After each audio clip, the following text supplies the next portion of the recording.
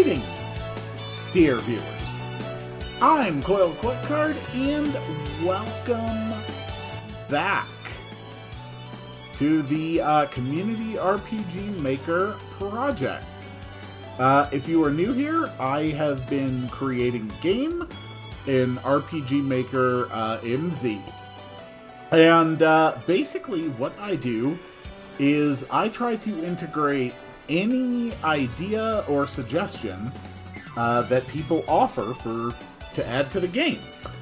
These can be narrative suggestions, items, attacks, skills, characters, enemies, locations, concepts, world building.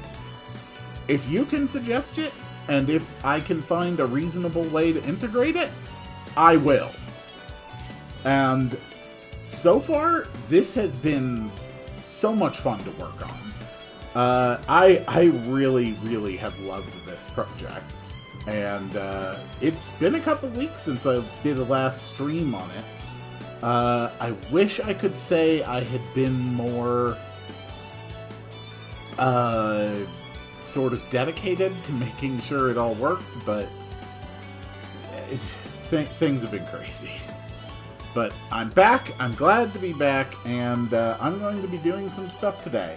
First off, I want to continue working on the town. Our latest town is this bustling market city of Chill, which lies in the middle of a vast, mostly incomplete tundra. And also, I want to build, or at least start building, a volcanic lava cave, since that's going to be like the next major destination. So yeah, let's get started. Before I started the stream, I was actually working on making some stuff for the town accessory shop, and I was just about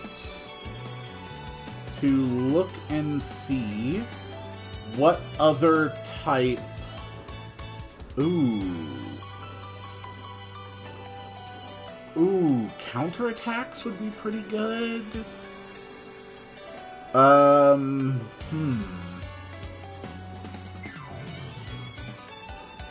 Ooh, floor damage? Ooh. Yeah, okay, I know what the next one is going to be. This is going to be the hazard-proof boots. And these are actually going to be relatively cheap. They're in the boot category of accessories. And these ones are going to make it so that you take no damage from floor damage. Yeah, I think I like that. That'll work. Magical boots that stop the wearer from taking damage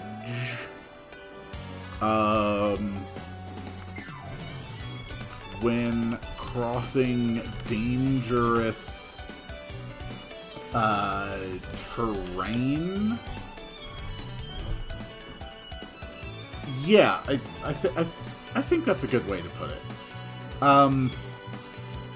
So that means for the accessory shop here, I've got hazard-proof boots, warrior's gloves, sorcerer's gloves. Then there's also going to be a witch there selling a spell. And there will also be a dragon shard for sale. I need a new spell. Well, actually, I need 2 new spells. So all the spells I've got right now, we got the Prayer of Light, so you have a healing spell. You have Firebolt that you start with. You can get Frostburn, which is damage over time. The Pyramid's Curse.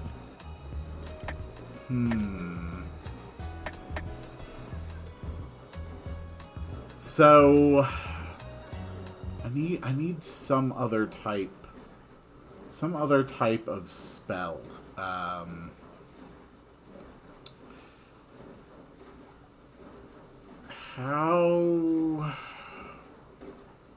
do I want to do this?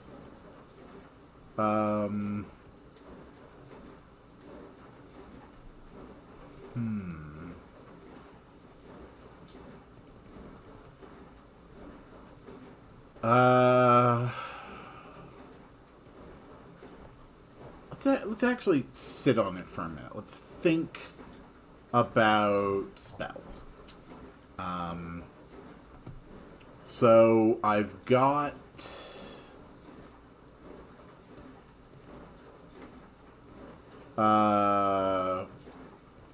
spellcasting staves. So I've got good AoE. I've got some good basic stuff.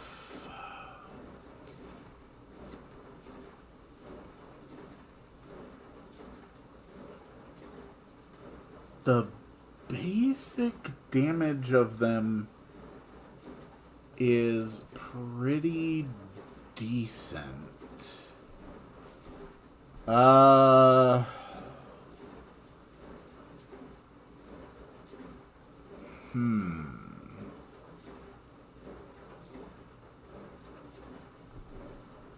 could sell something that would maybe like let you upgrade your firebolt, or I mean I could do buffs, debuffs.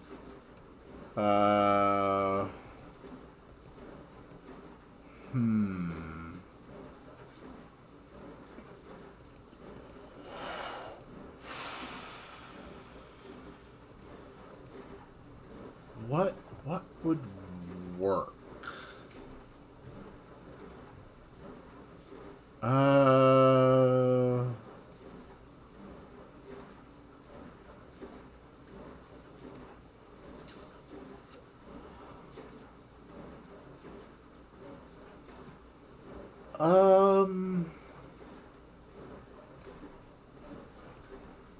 Can I make a shop with a limited quantity of items? Like, is that a thing that I can do?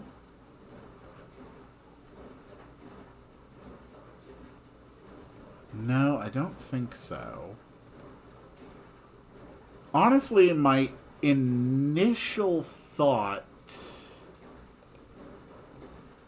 is to just add the choice to buy either an ice bolt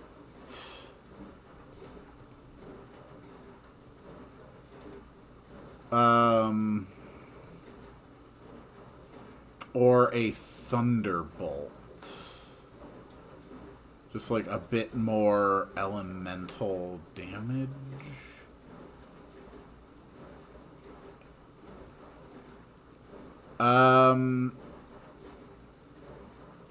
You know what? Screw it. That is just what we are going to do. Going to have an ice bolt.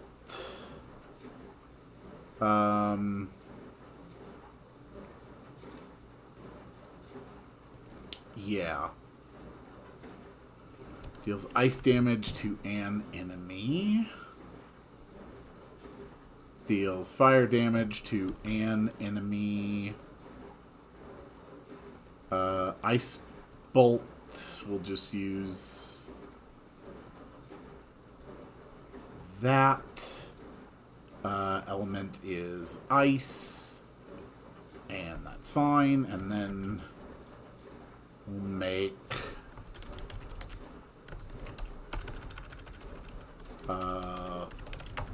lightning bolt, and this is deals lightning damage to the enemy. There we go. Thunder. There we go. Just a nice, basic, simple attack. Nothing particularly crazy. So then we're going to create the two scrolls. So we have scroll, ice bolt. Teaches Thatcher the spell Ice Bolt. Deals ice damage to an enemy. Okay. And then Lightning Bolt teaches Thatcher the spell Lightning Bolt. Deals lightning damage to an enemy.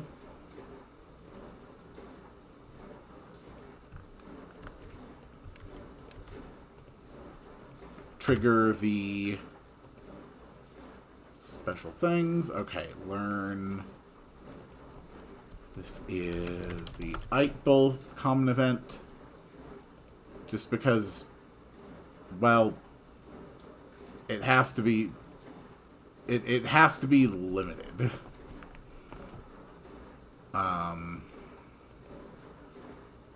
Otherwise, it would just teach anybody the spell.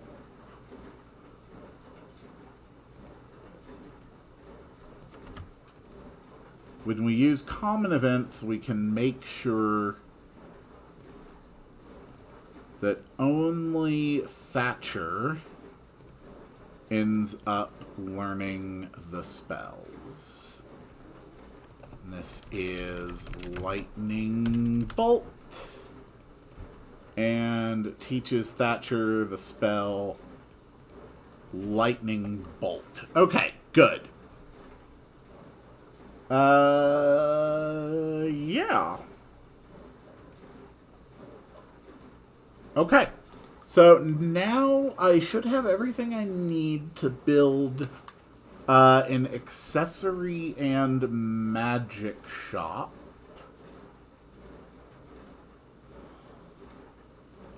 How have I been doing the interiors?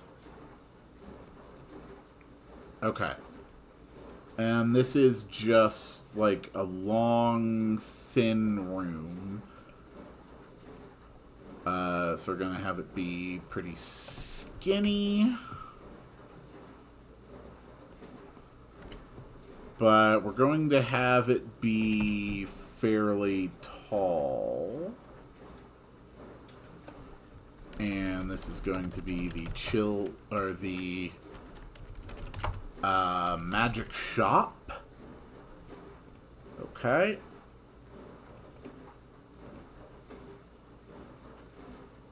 And autoplay BGS, none. Okay. Cool. Just make sure I go for the consistency here. Perfect.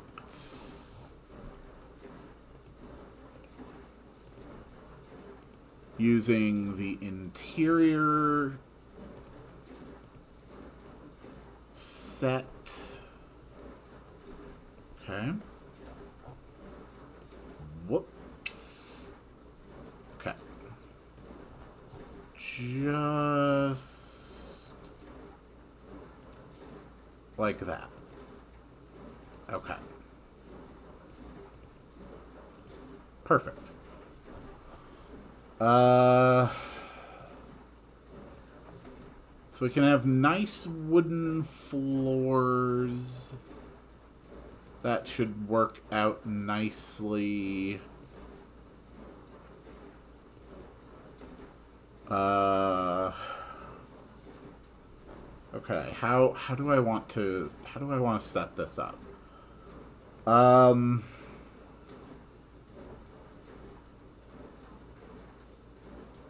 I think having a partition wall there works pretty good. Okay.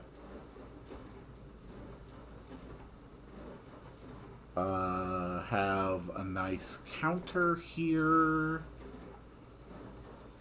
And have a counter here.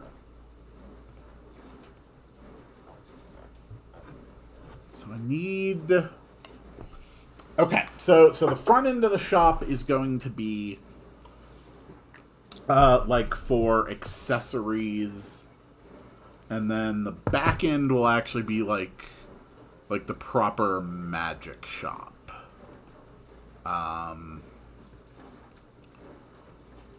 So let's actually make that a little bit more serious. We'll just have a carpet here. Okay, that should work.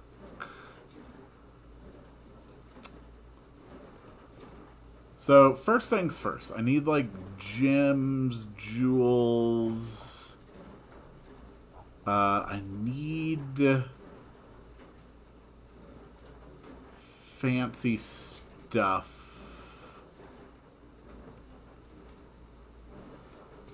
No, that's definitely, like, more magic, I would think.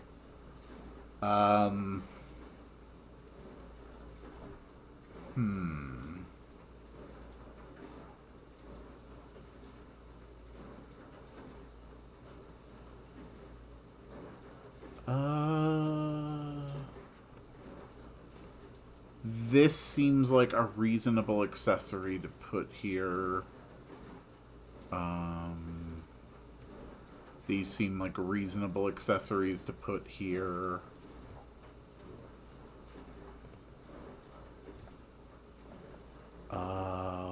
What else? What else? What else? What else? Okay.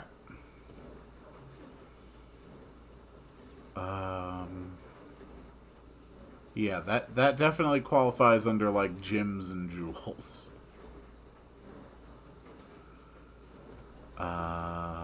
That looks good.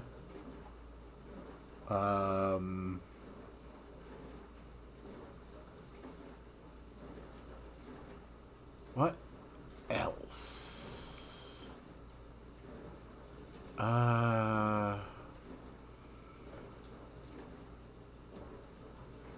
Need, like, nice magical looking stuff.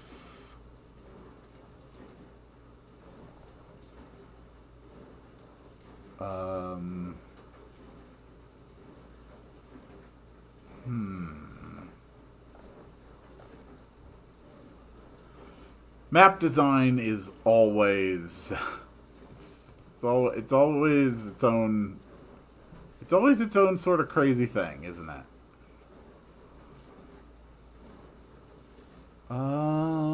What else? What else? What else?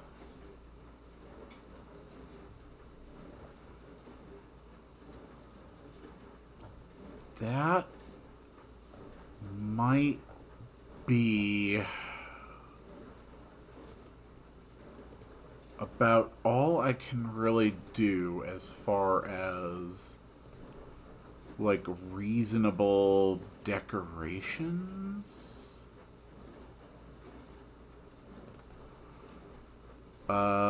That works.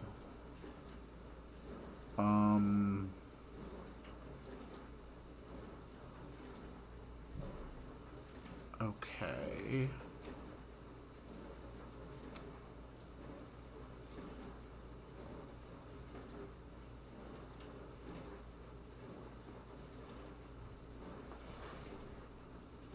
Yeah, I think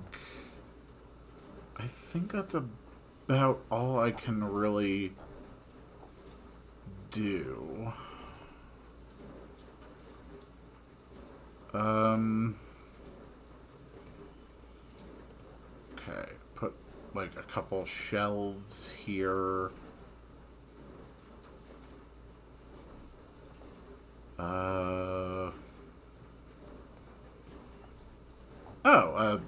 Like a world map.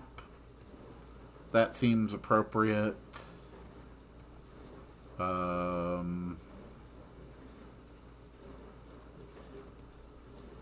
a nice painting.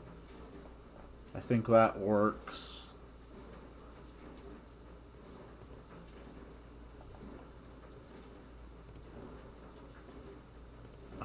Like a fancy place to sit. That works. There we go. And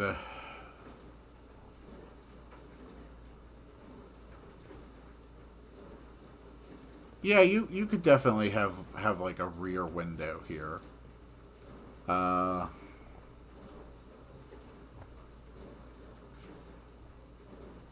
Okay.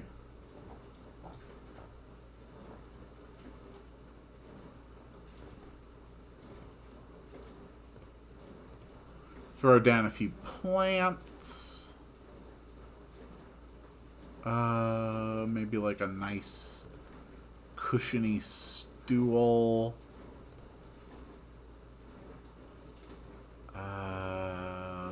This, whatever that is.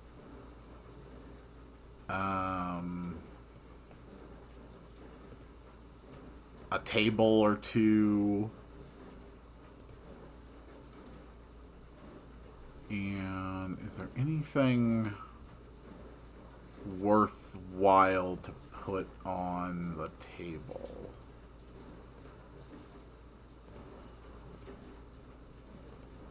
Probably not. I think this is a decent shop. I think that this is like recognizably like a shop. I think that's good enough.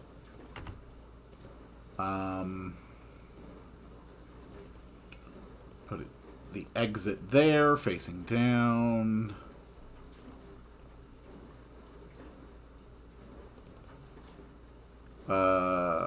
You go to the magic shop, facing up.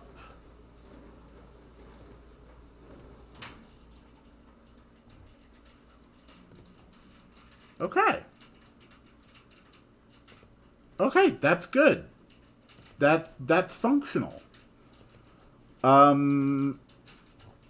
So first, let's add the witch merchant. So if there hasn't been a whiff intro, then it goes through all of this. I have a scroll of firebolt and a scroll of lightning bolt. You can have one or the other.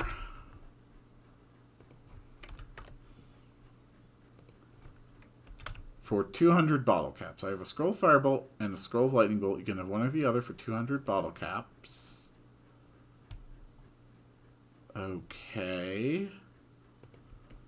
Tell me about the spells. Scroll of ice bolt. Scroll of lightning bolt. Okay. Right, not firebolt. Ice bolt. Specifically ice bolt. The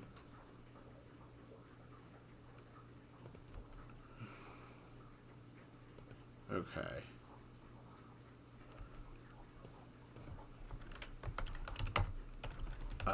The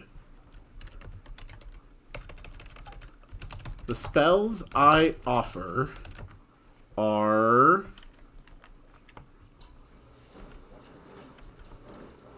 identical in power to your firebolt. They simply deal damage of a different element. Okay. If you choose Scroll of Ice Bolt and your money is less than 200, you don't have enough. Otherwise, you change the gold by that. You add 1 Scroll of Ice Bolt, and we say you purchased the Scroll of Ice Bolt. And if you choose Lightning Bolt, and if your money is less than 200, they say sorry. Otherwise, take the money, break the loop. Wait.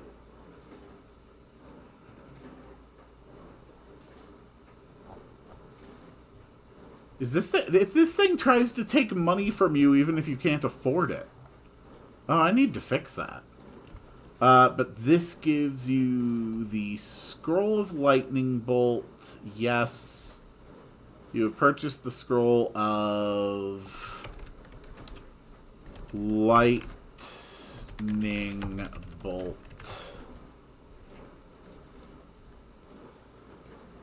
Always ready to help you on your magical studies. Okay.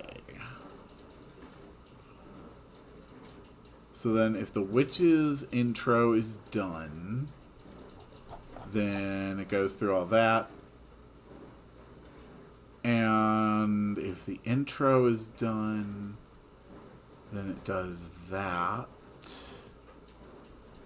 So it starts with the offer. Okay.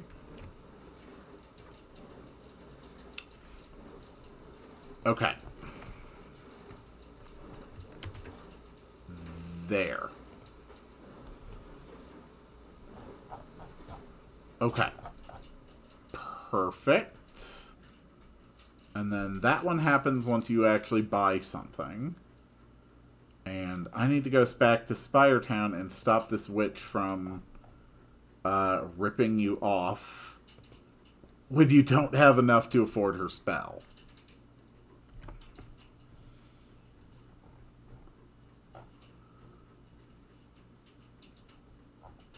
Perfect. And then we have to stop her from ripping you off here as well.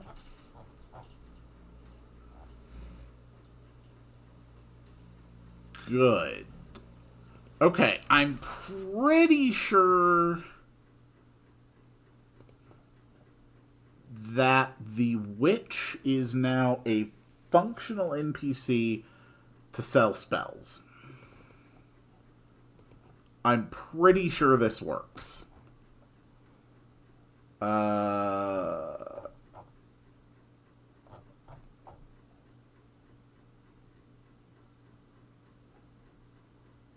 Yes, all of that is set. Okay, good, good. So now we need merchants. So these guys do not have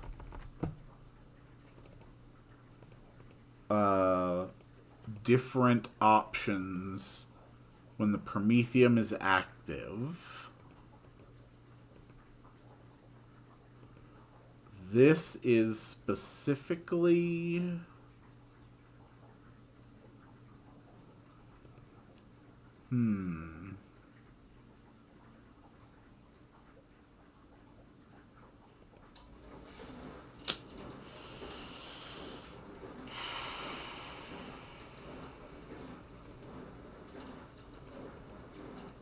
Yeah, this guy is specifically selling accessories. Okay.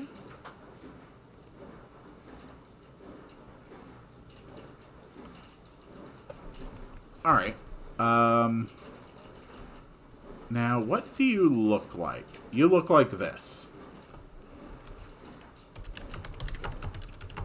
Got a few fine accessories you might be interested in. Okay, good.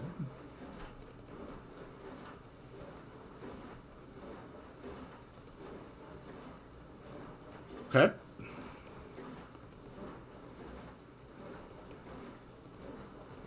And this one starts facing this direction. Okay. And they actually are the ones that sell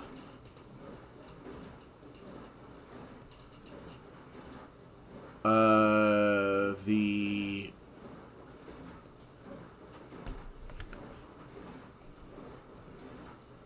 sapphire rod, the staff of meteor storm, the staff of thunderstorm, the staff of ice storm,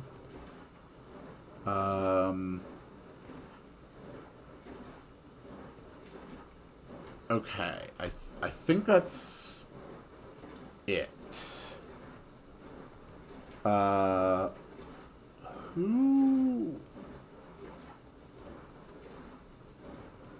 Who sells what? You sell a sapphire rod. Oh, right. We don't need the sapphire rod because the staffs are flat upgrades over the rods. Okay. That's fine. Are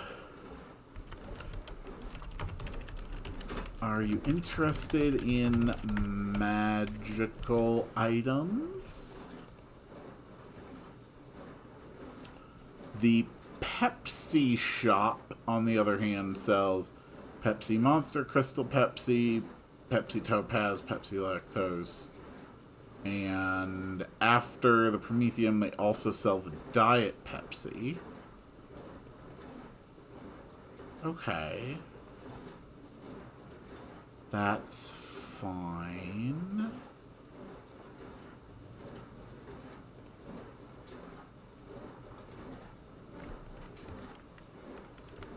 And now I need someone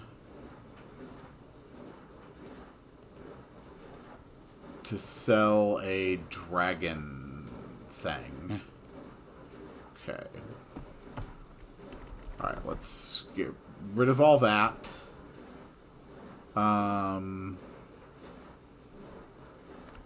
Okay.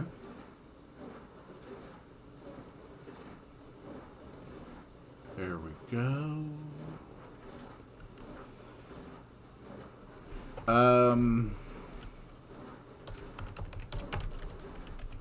I'm no dragon slayer.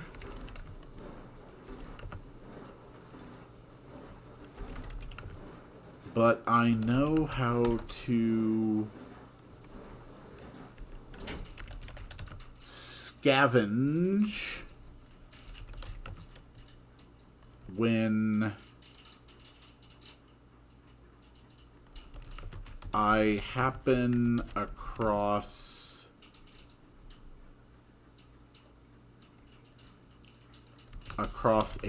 I'm no dragon slayer, but I know how to scavenge when I come across a dead one. I have a what do I even call them? Like what am I calling these things?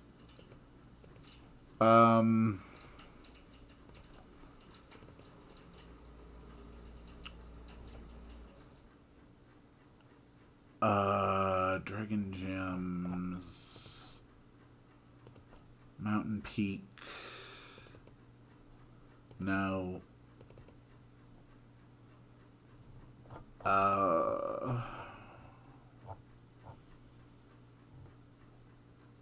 Okay. Pyramid. Dragon scales. That's what it was. Okay. They were dragon scales that you find.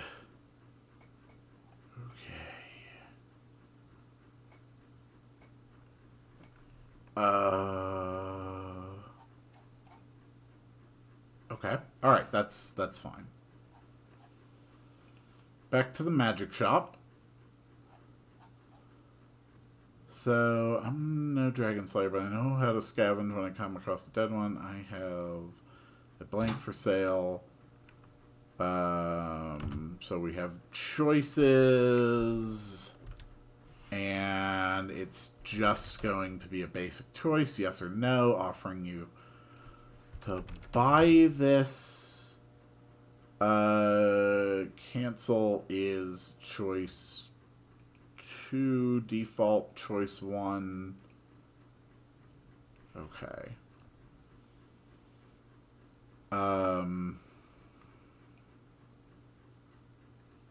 Yeah, that's fine.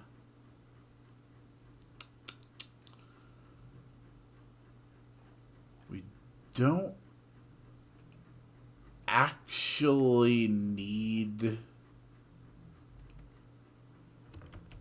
this loop here.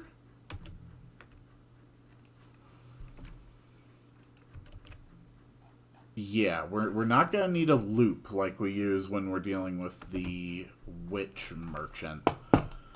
I have some... how do I want to say this? I have some dragon bones for sale for... How much money are we even sitting on at this point? Let's see. Okay, we came in here with 3,000. So, yeah, I can just say, like, 2,000. I think that's fair. Dragon bones for sale for 2,000 bottle caps if you are interested.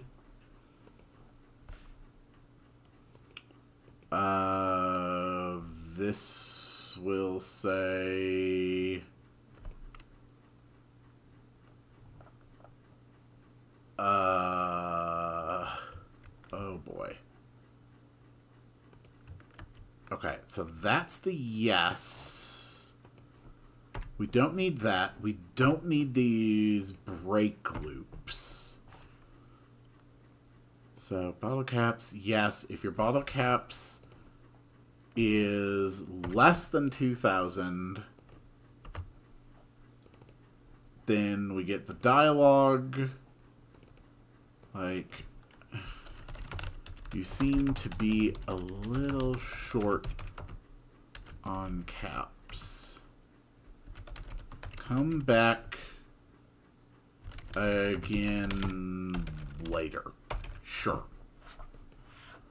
But if you're not, then you decrease gold by 2,000. We don't actually need to give any items. We go to you. You bought some dragon bones. They are reacting to Ryu's presence, and then it runs the dragon buff event. Okay. That's good. So all we really need is the self switch active to make this work.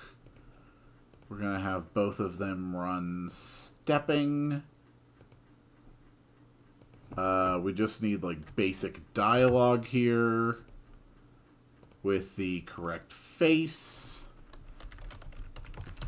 Thank you very much for your business. Okay. So what does the dragon buff do exactly? Okay.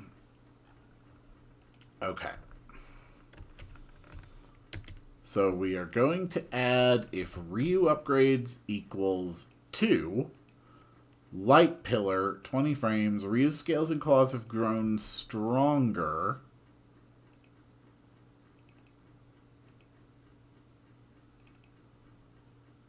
So first it adds the stronger versions to the inventory. Then it equips the stronger versions. And then it deletes the older versions from the inventory. And then it increases your upgrade count by 1. Okay. Q upgrades equals 2 frames, And because we're starting with the highest number, it will not run them sequentially, because I ran into that problem earlier. Okay. I believe I now have a fully functioning accessory and magic shop, complete with a buyable dragon upgrade and a witch offering spells. Good.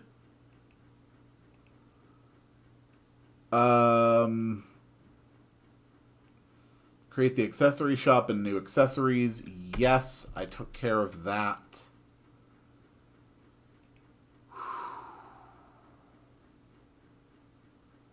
Okay, I think that's good.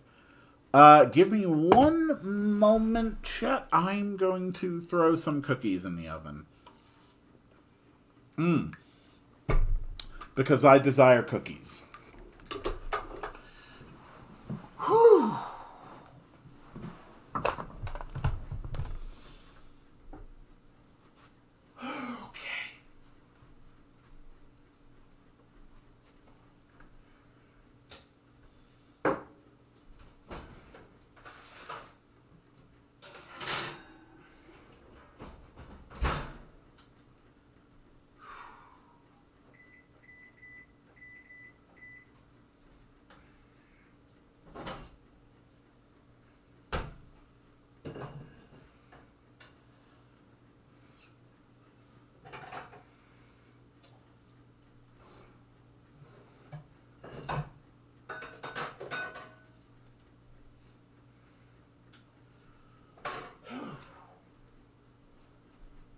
Okay, cookies are in the oven. That's been taken care of. Ugh. Hello, Nebfer. How are you doing this evening? According to my title, I am going to be designing a volcanic cave dungeon today. And, I mean, I am going to do that. I'm just getting a few of these things out of the way first.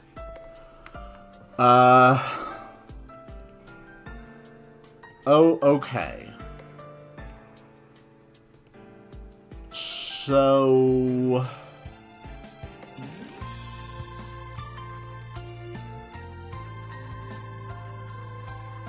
Glarf, if you backtrack to Glarf,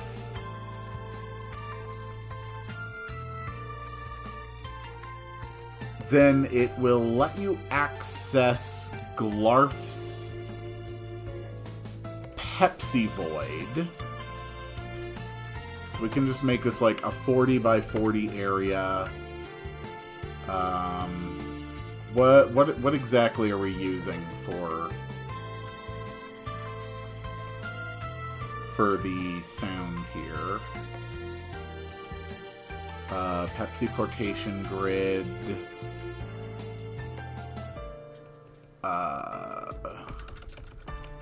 The Pepsi portation grid.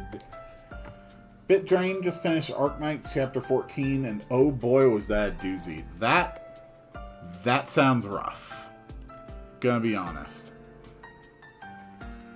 So you don't play anything. And you run MV Darkness at 15%. Okay.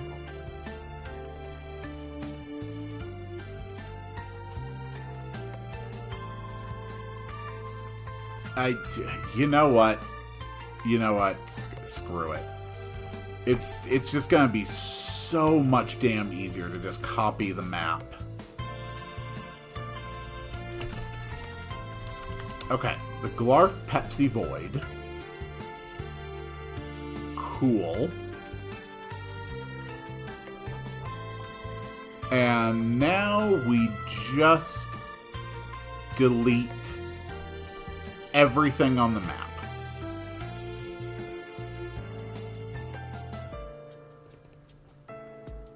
Okay. Oh. Actually, that's the magical orb. I kind of need that. And then this is the entrance exit. So that's an entrance exit. That's a teleporter. Okay. So I can delete the rest of these. The Glarf Pepsi portation unlock is going to be designed in a bit more simple way.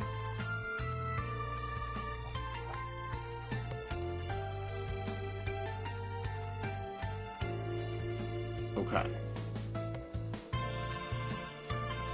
Yes.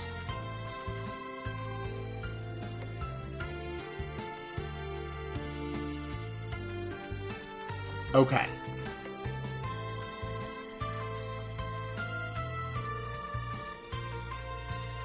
So, the magic orb is going to go there. And then it turns on the Glarf orb get. So then you're done with the Glarf orb. Actually, I think I need to make this a little bit bigger. There we go. Okay. Perfect. Okay. So what I am going to do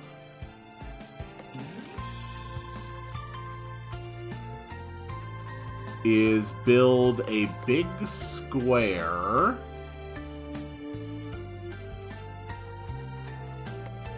around that center portion.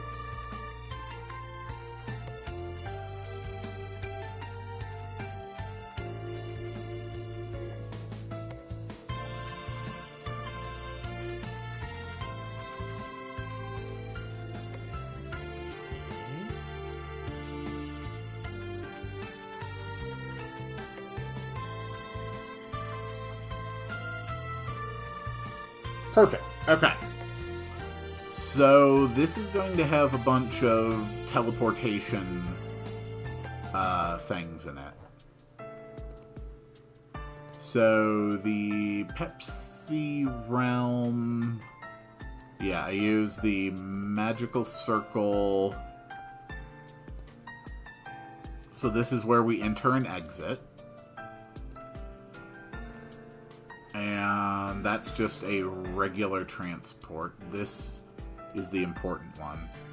Would you like to exit the Pepsi portation grid? Yes, no. Movement. Power down.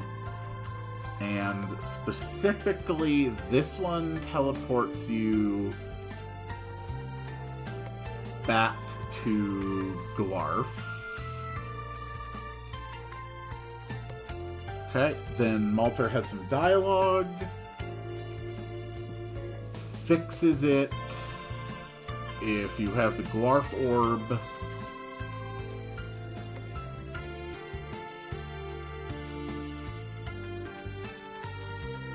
Okay.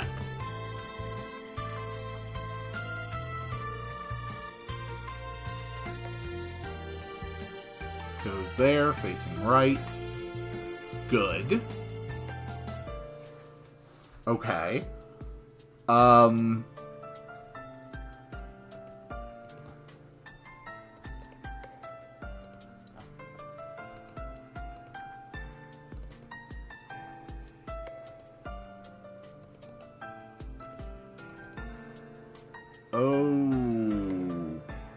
Okay.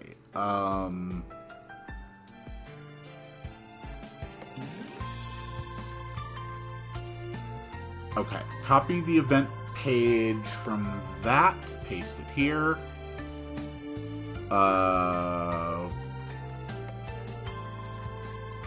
And I mean, basically, this is just the way it is after you get the Chill Orb. Enter the Pepsi Portation Grid. Yes.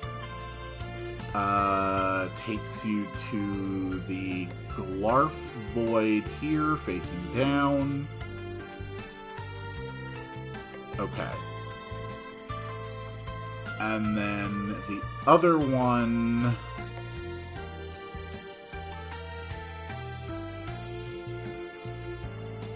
What the hell? Oh, that's why it has a self switch on. Okay. This one is not dependent on having a self switch, but if you have the Glarf Orb, then it will take you to the Pepsi Portation Realm here, facing down. Okay. Orb, Glarf Orb, Glarf Orb, Pepsi Portation Service. Currently investigating. Okay. Good, good. I think all of that functions.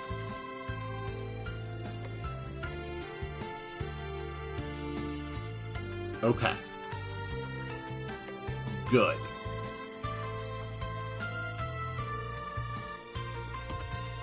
And we'll just make a version of this. And we're just going to put teleportation points all over this little stretch of land. Okay. And this one will send you here, facing right. Okay. Alright, good. So now...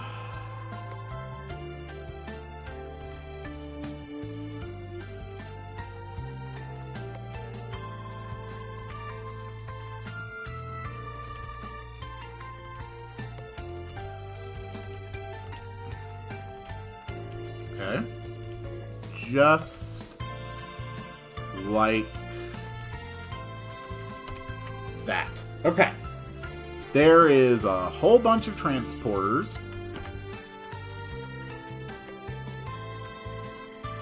Now I just need to make sure that only this one ever leads to the center. All of these others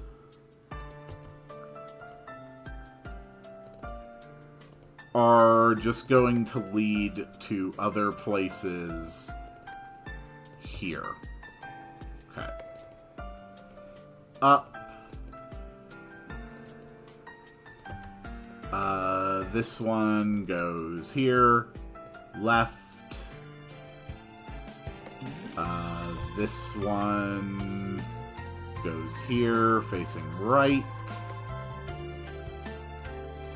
And we just copy this for every single teleporter. It appears that I will have to get up and grab my cookies here pretty soon. This one goes here. Sure. This one goes here, facing right. Okay. This one goes here, facing down. This one goes here, facing right.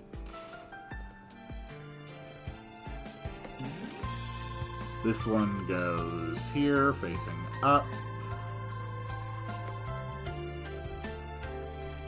This one goes here, facing left.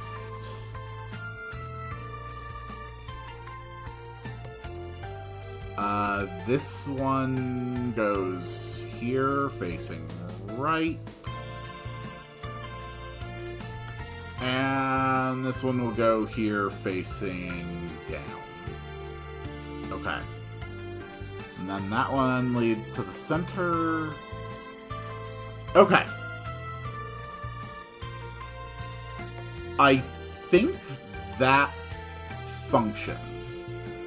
I think I now have an active fast travel system for the 3 towns that are currently in the game. Which is the last thing I wanted to make sure I got done today before I started working on the volcano dungeon. So I'm going to go grab my cookies.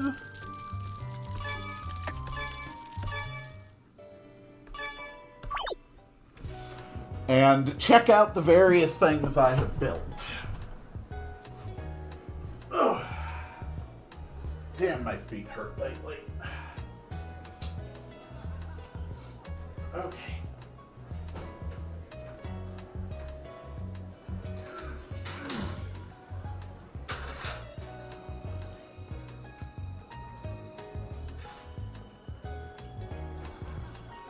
Woo.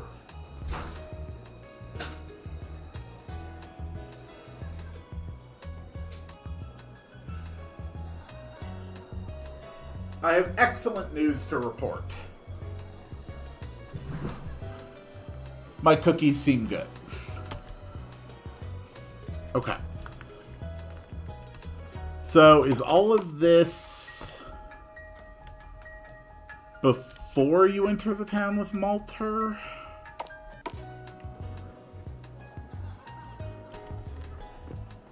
Where do I even have the... like, the Malter leaving event? Okay, it's right there.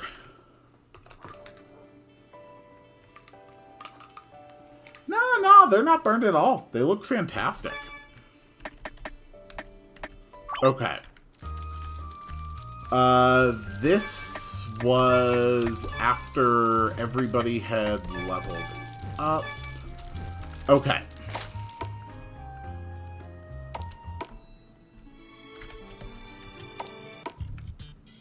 Alright, let's make sure that all of this is functional. We're just gonna debug walk through the walls and head out here.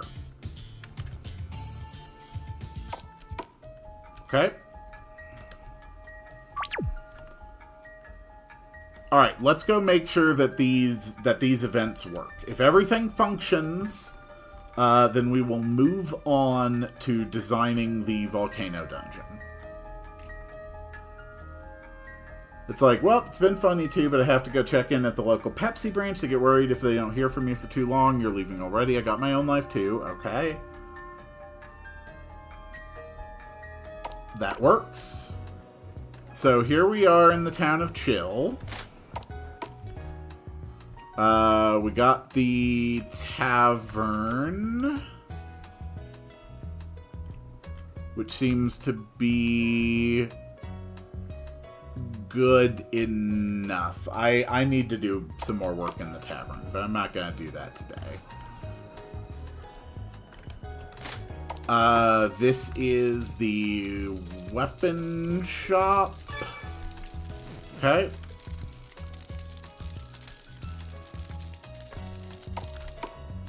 Actually, I need to look at those fires again. Nah, that's okay. This is the new magic and accessory shop. That looks pretty good. You sell the staffs, Meteor Storm, Thunderstorm, Thunderstorm, Ice Storm, Ice Storm. Good. Scroll of Ice. Tell me about the spells. I'll take a Scroll of Lightning Bolt. I will use the Scroll of Lightning Bolt. Thatcher now knows Lightning Bolt. Okay, good. Hold on.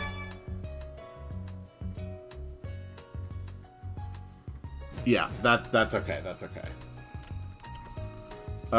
You sell that. Bought some Dragon Bones. Ryu grows stronger. Yeah, that puts him up to +3. Okay. You've got some good stuff here that's working. That's the Pepsi shop. Weapon shop should be built. Yeah, it's a little bare, but it's fine. With the cap guns. This is the bathhouse. Oh, look at that. Oh, that's gorgeous. Baths are currently unavailable. Okay, and finally, the Pepsi shop. The heck have you been? It's been days. Out trying to spread the word good. Pepsi portation's gone down. Yep. Malter gets signed up to fix that. You sell the Pepsi stuff.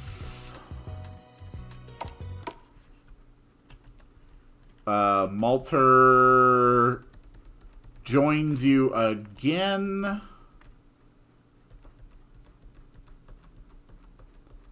And okay, Malter joins you again. Good. You can go to the Pepsi grid.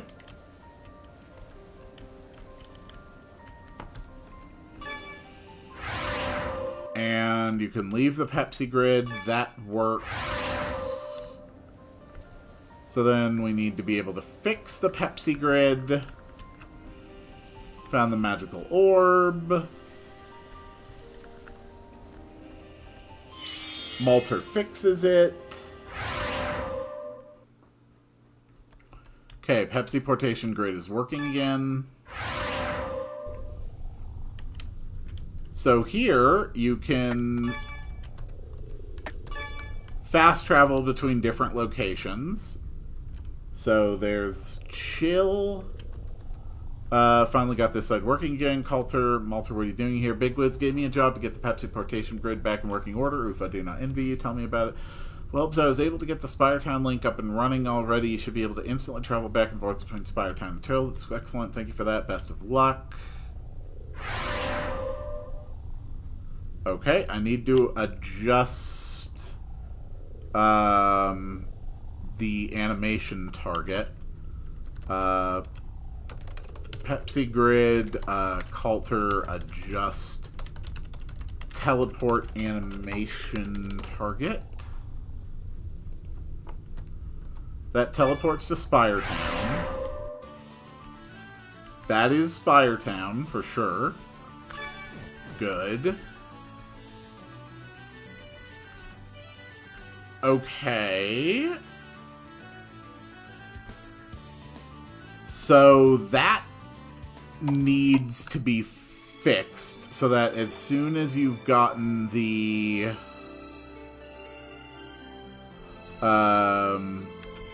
Chill Orb, get unlock Spiretown Pepsi Porter.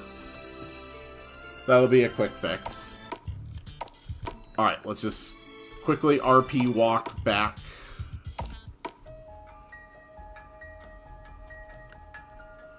Actually, I really don't need to go back the short way. I have to test that Glarf is working anyway. Also, it should not be snowing in here.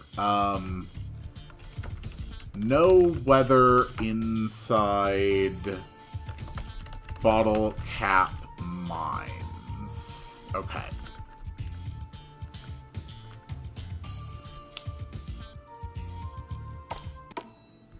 There we go. Since I didn't actually give it any, like, turn off weather commands, we're just gonna have to deal with weather for a minute.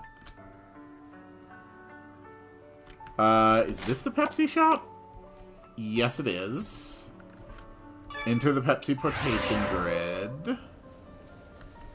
Okay, good.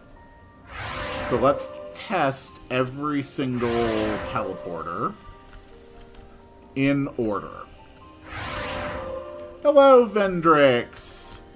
I am testing to make sure that all the teleporters in my Pepsi portation dimension are functioning.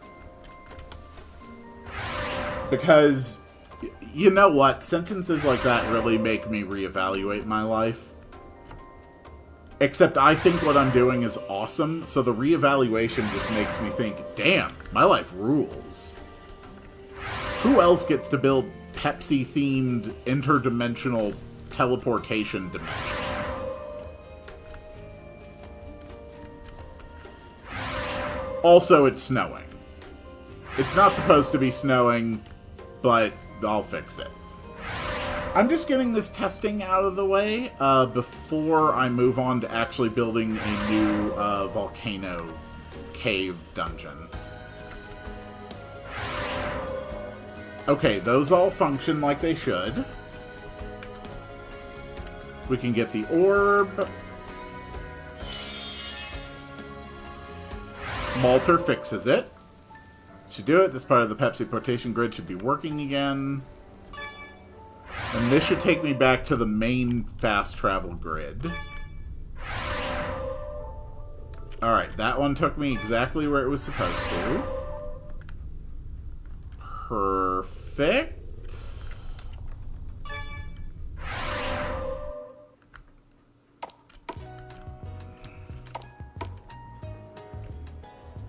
A lot of stuff has been added since the bottle cap mines. A lot of stuff. Okay, so this is all functional. So next thing I want to do is test what happens when I turn on this trigger. So now the smoke and steam all around the town changes color, indicating that, like, the furnaces are burning hotter. Ooh.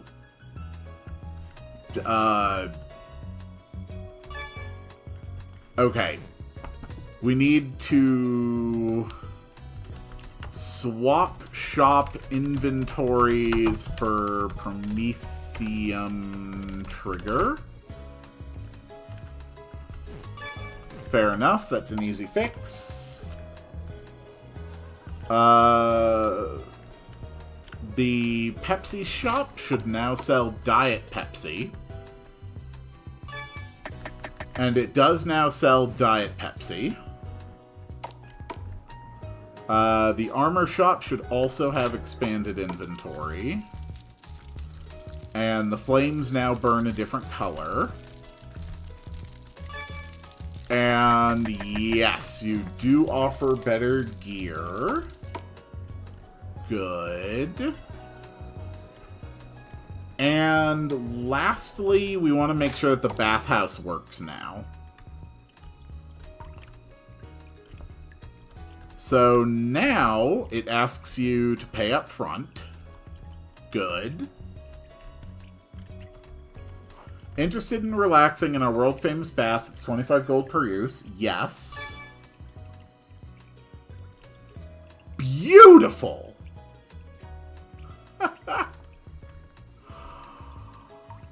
Oh, that was beautiful. Oh, it worked. Okay.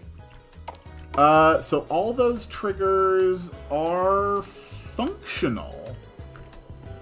Not bad. All right, let's make our few changes. I know you're working on a snowy mountain. I'm guessing this is a town. So I can actually show you out on the overworld map. So basically, we come to the bottle cap mines, and we come out here. The map actually, like, connects north to south, so you go up the snowy path, and that leads to the snowy mountain up here. Then, what we do is you go back down, back through the mines, and you come out on the other side. And this is the town where we are at right now. So we're still in the snowy region, but we are now on the other side of the mountains. Now let's actually fix some of this stuff. In the Pepsi portation realm, you move up, you play that animation on this event. Okay, that's item 1 fixed. The chill orb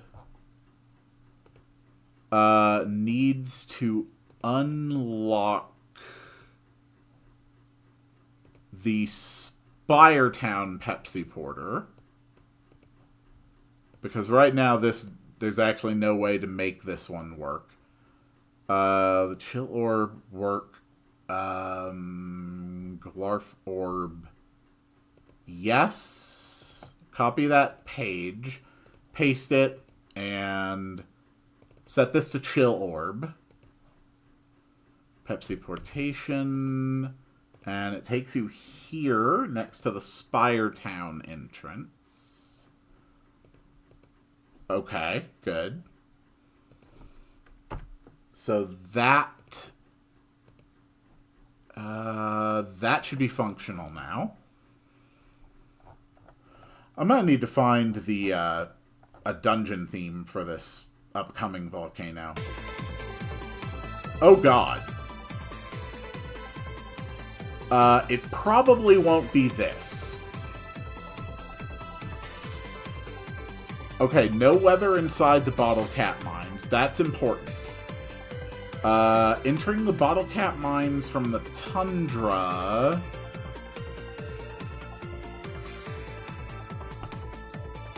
Should disable weather effects.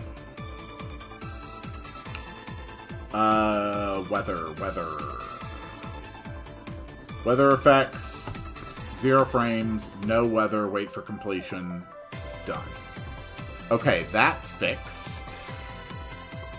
And finally, I just need to swap the inventories for the weapon shop guy.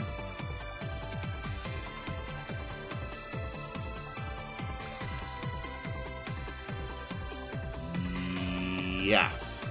There we go. Okay.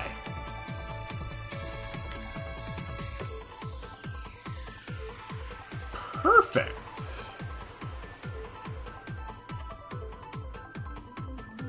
I don't know. This music track is growing on me a little bit.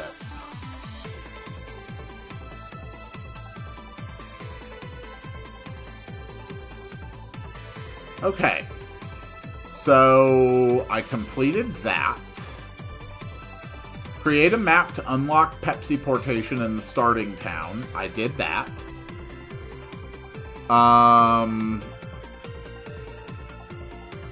Okay, none of the other concepts should be particularly difficult. No, you added elemental forms for a silent protagonist. Is it called the... Okay, so...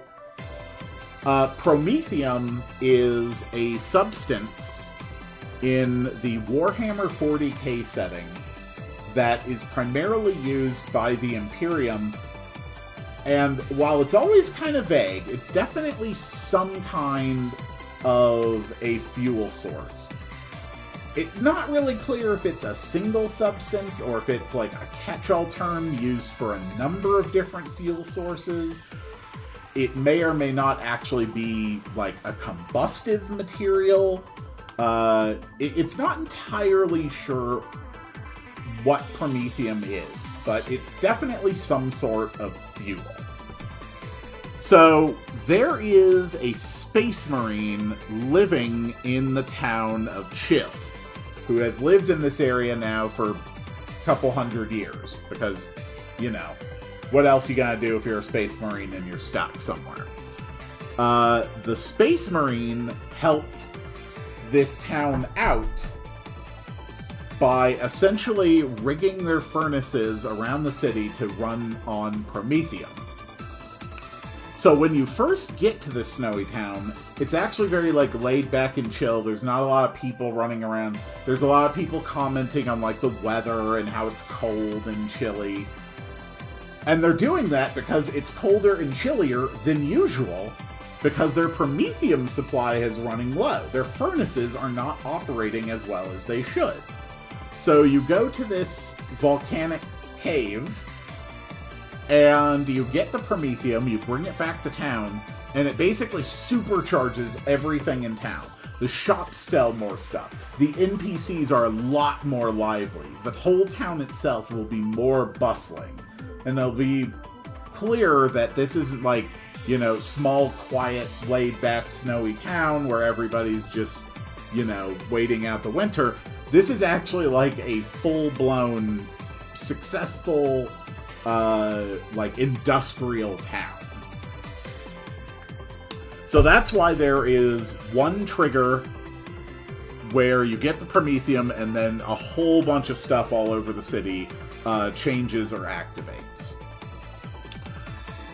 And that is why, for today, we are going to design a volcanic cave dungeon.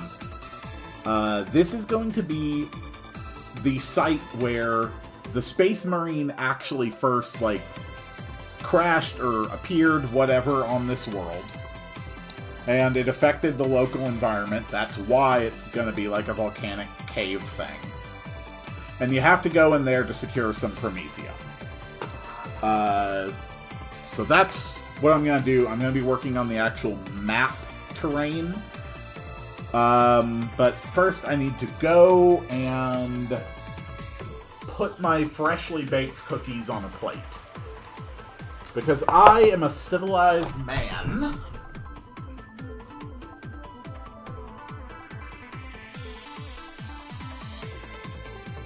Ah, yes, my sweet, beautiful cookies.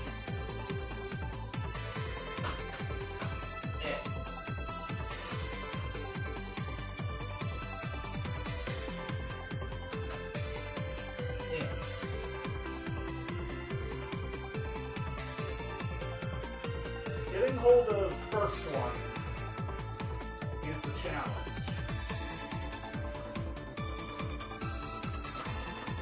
Then the rest of the batch comes off the baking sheet much easier. Also, I lied when I said I was going to put them on a plate. I'm putting them inside of a wide-rimmed serving bowl. So it'll just be a nice, pleasant pile of cookies. And then I will eat them. And then there will not be a nice, pleasant pile of cookies. But there will be meat, now filled with cookies. And at the end of the day, that is what's most important.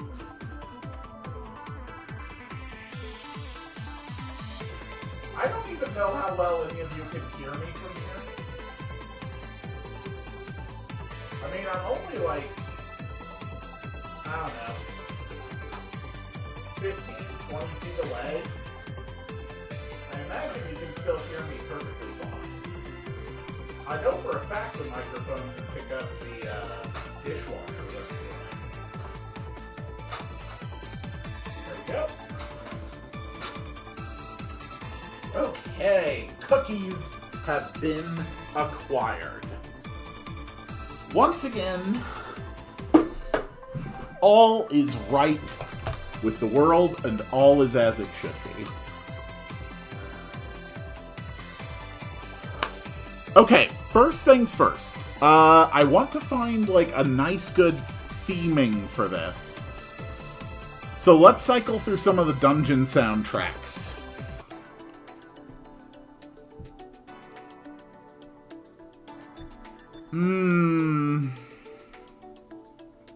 Nah. No, definitely not that.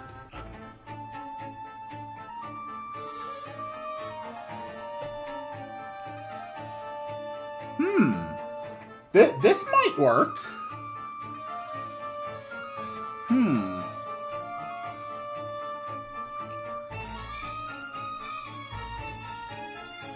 Okay.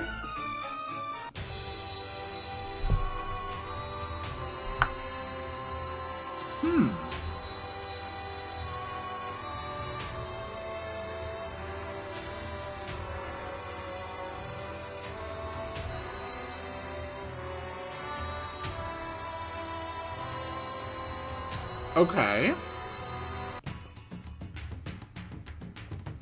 Ooh. Ooh, what is this? Okay. Okay. Ooh, I think this is it. I think this is the volcanic cave dungeon music.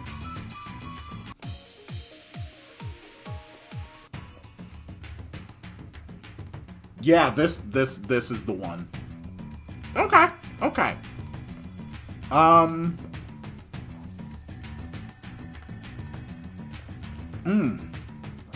So now I need the place in the tundra where you actually find this cave.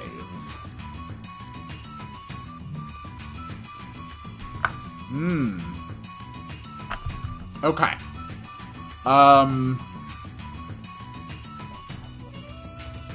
So we're not actually going to do, like, all the terrain design today for this part. But there's just gonna be, like, a path that leads up here. And this is going to be where the entrance to this area is. So we're just gonna mark out quickly, like, the boundaries of that path. Okay. There we go.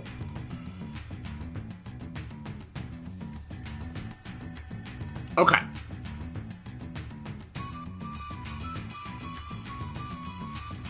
There we go. How's my Arknight's journey been? Pretty darn good.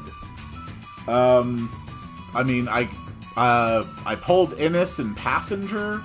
They're both E2'd now.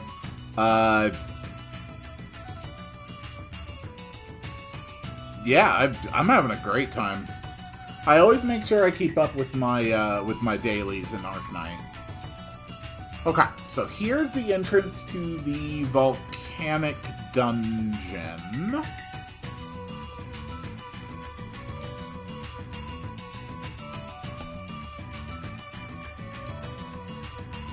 And you run Dungeon 6 at 15%. You have... Ooh, lava cave, lava cave. Okay. Lava 2, lava 1.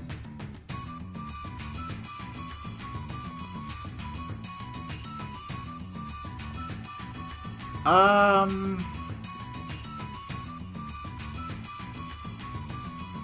think this might work. This is making me think like I can do like hot lava geysers and stuff. I kind of like that. Ooh. Ooh.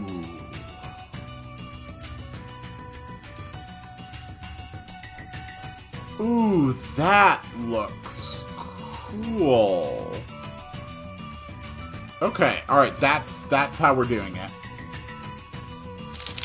And can we have, like, a nice, soft background sound?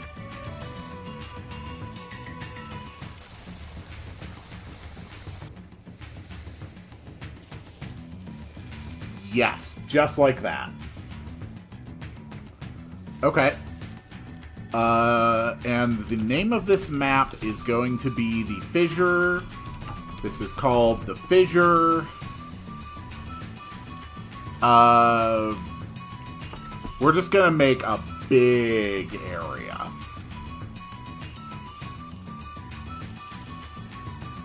Okay.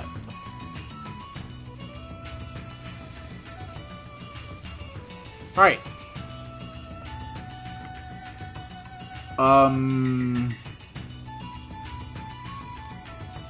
Well, let's get started. Hmm.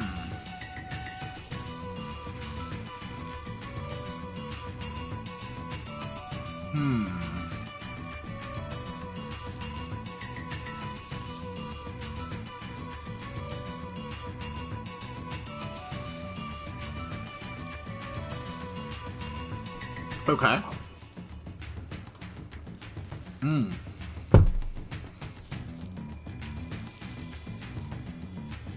Alright. That's fine.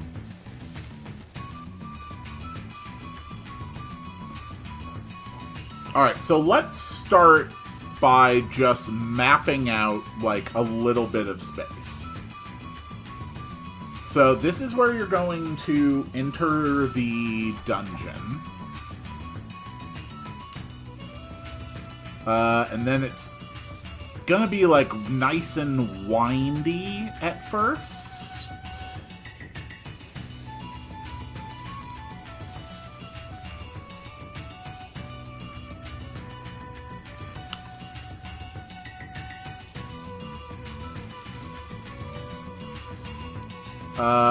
And then after that windy bit, we're going to have, like, an area that's, like, a lot more open.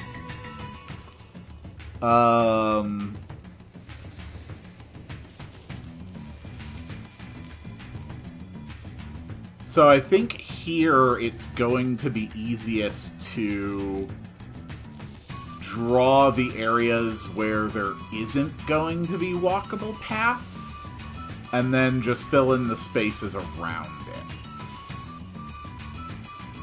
Okay.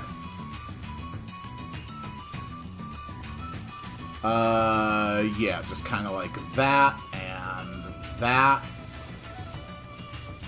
and that. Okay. So then we just draw a big circle around this whole area.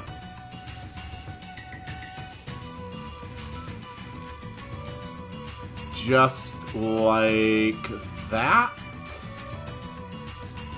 And then we fill all that in. Okay. I think that's pretty good.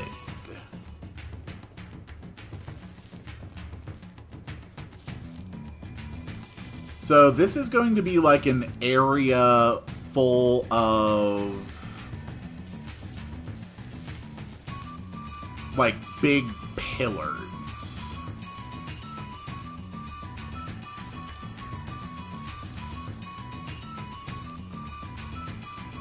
Okay.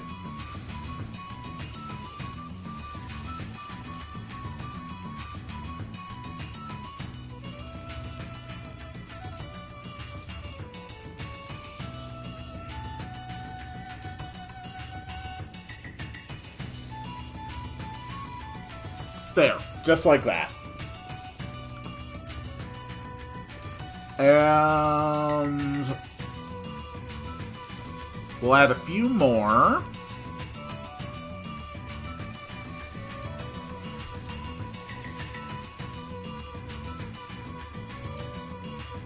Okay.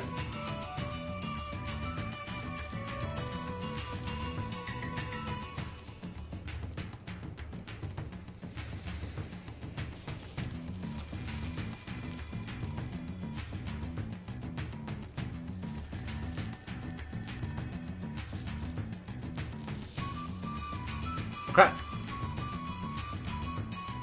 And just cap them all off. Just like that.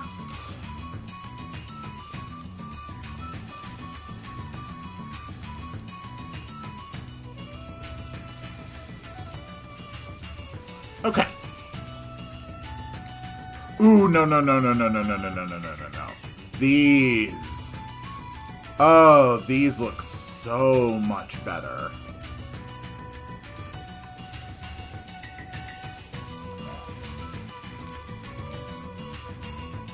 Yeah, that's beautiful. Oh, I love that. Okay. Yeah, these are gonna be like basalt pillars or something.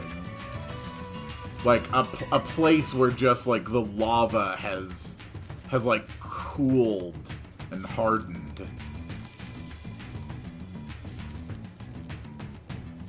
Oh yeah, that's good. That is so good. I love it.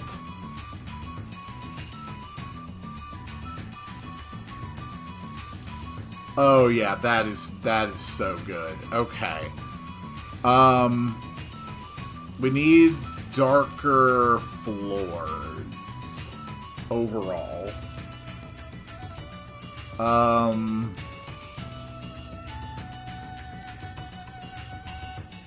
So I'm assuming that this is lava.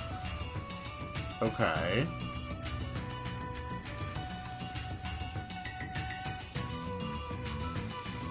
Okay.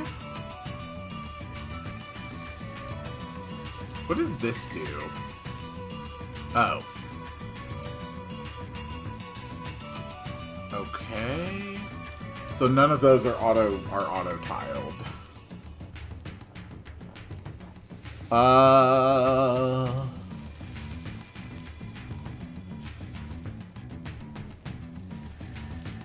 Okay.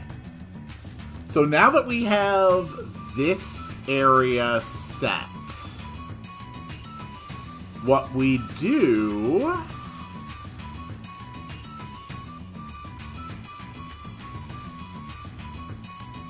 is we put down a bunch of areas that you can't walk through. Or, well, you can walk through, but it'll hurt you to do it.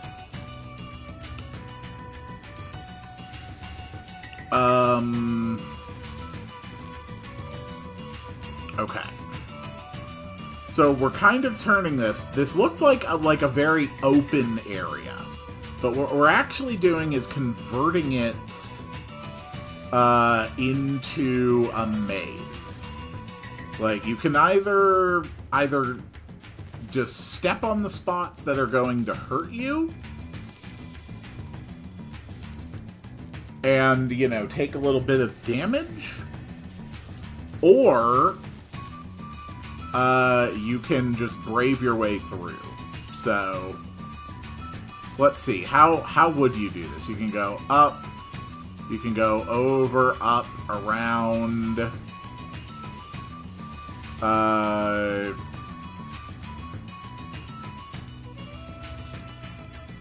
Okay. This can be another area. Okay, so a treasure can go here. So, up, around, over, treasure. This way, you can go around, you can find treasure. Or you can go around, and then progress is over this way. Okay. And then in a few spots throughout these fire fields, we're going to have some lighter bits that will probably give it, like, a nice texture.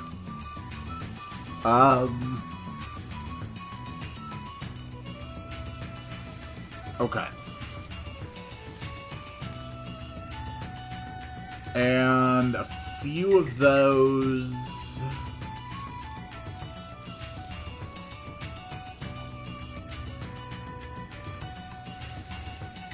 And one of those... Okay, okay. That works. Neat idea. Use your brain, do the puzzle, or cheese it by stocking a bunch of healing potions and taking the shortcut. Even put a chest across a lava lake to give the player the choice. I love it. I freaking love it. I absolutely love where your head is at. Okay. So, around this entire area...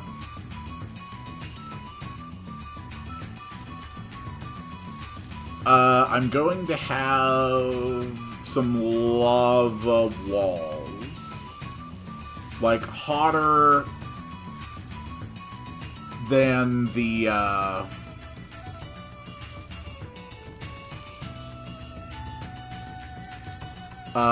stuff inside. For now, we're just going to draw a boundary.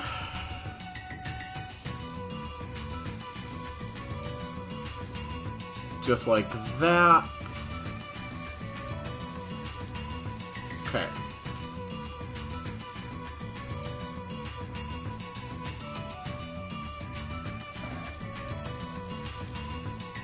I can fix the boundary later to make it fit better. For right now, I just want, like, the visual information. Just so it's easier for my eyes to look at it. Okay. So like that.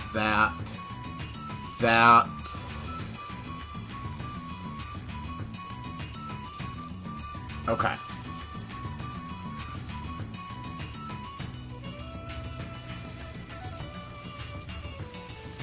I love this. Okay, and now, Vendrix, for your idea. Here is how we are going to do that.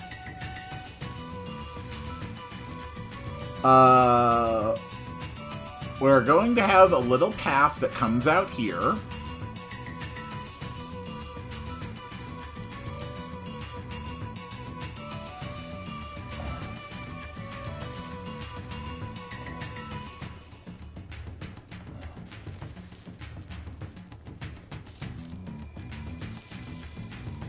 Okay.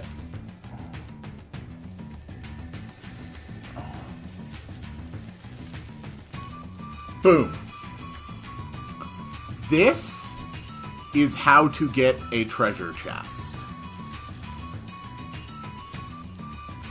So we boundary all this up. Okay. We're gonna have to make this go down one more. And then we border this entire thing with some appropriately lava-like walls.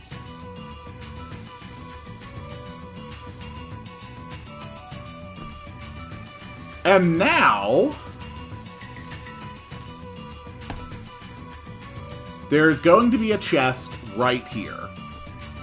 And the only way to get it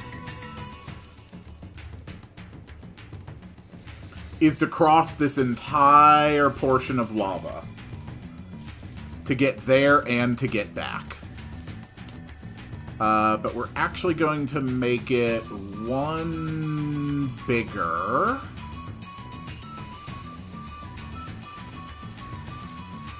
Send the wall up by one. There we go. And there is already a thing you can buy in town that stops the wearer, it's an accessory, and stops them from taking damage when they walk on dangerous floors. So, if they want to invest, they can get this stuff without too much trouble. We're gonna make all of this lighter lava.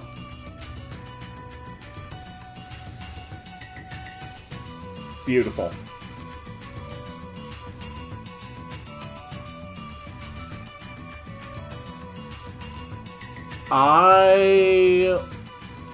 I love this. Okay. So now we're going to add a couple spots of damage floors that are really just there for vanity. Like, they're not actually going to be providing an obstacle. They're just here for aesthetics.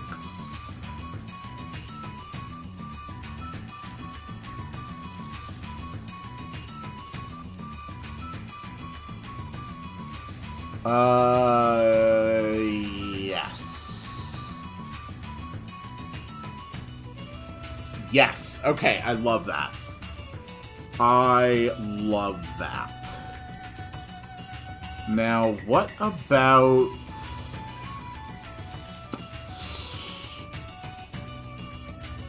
I really don't have,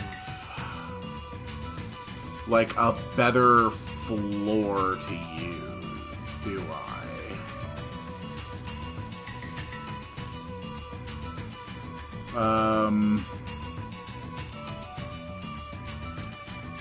Just pop down a few of these.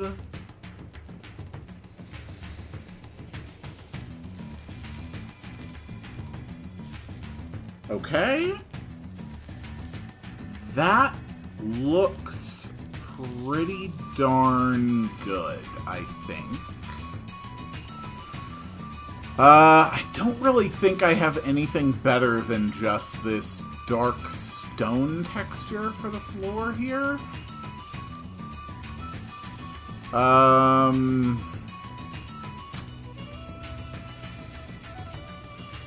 Yeah, that's not going to work.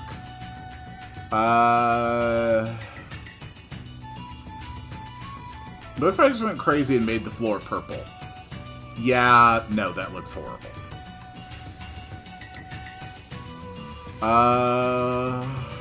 Okay, okay.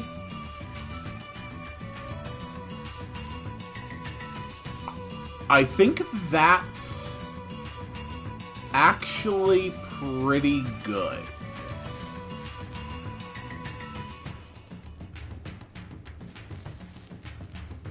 So, I'm going to add...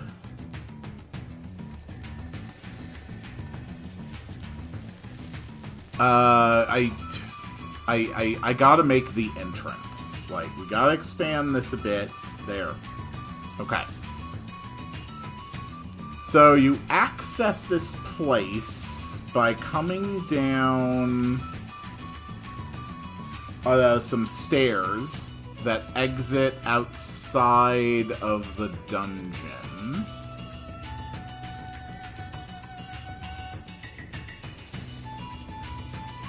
And initially...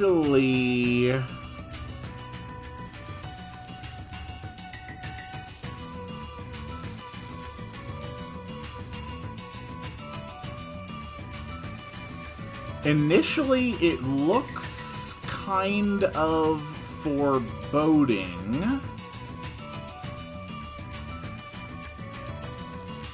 but not, like, just instantly deadly. Add a little bit more to the path here. Okay.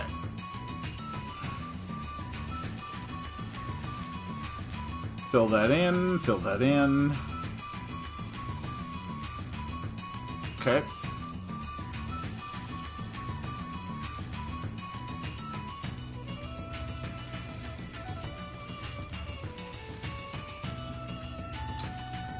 No, I think this stone... I think this stone works better for this part of the dungeon. Yeah. Yeah, I like the look of that a lot better. Okay. There we go.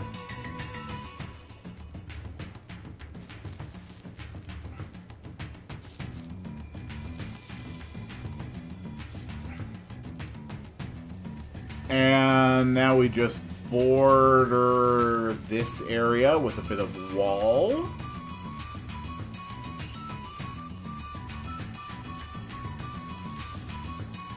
Okay.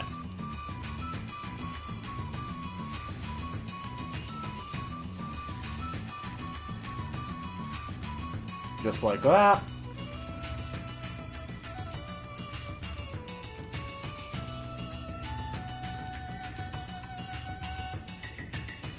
Bit of dark stone.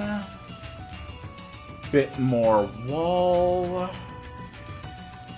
Okay.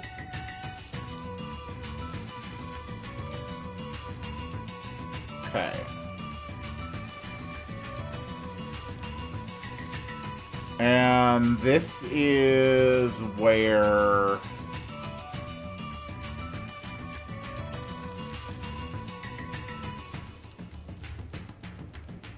This is where it gives way to that.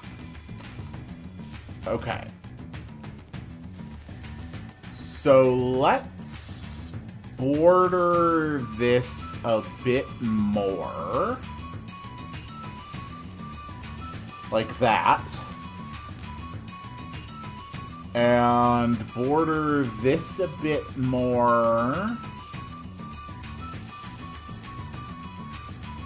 Just like that.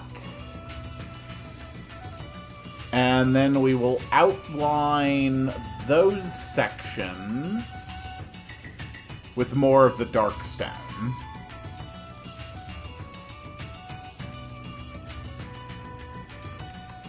So we haven't even gotten to like a proper lava lake or anything yet.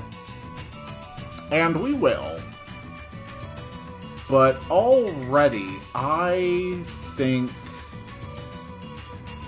this is a beautiful bit of dungeon.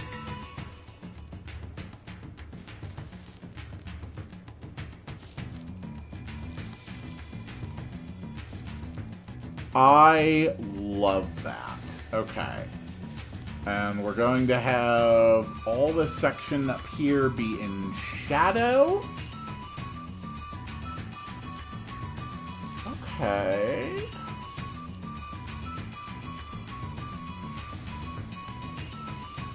I love this. This is absolutely basic, and this is only just, like, the entry, like, the first part of this dungeon, and it looks so good. Okay.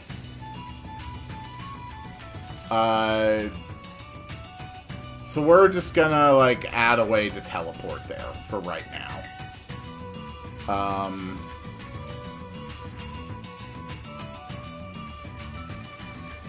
Screw it. Yeah, quick event. It's a door. Sure. Why not be a door? Okay. Face that way. And as far as leaving, we can make an event for that easily enough. Okay.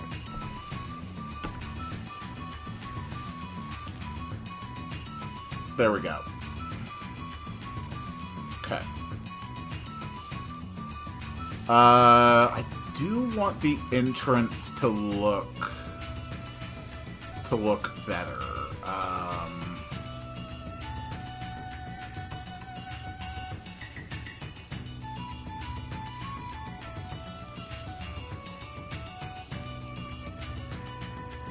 There. Okay, let's see how this looks.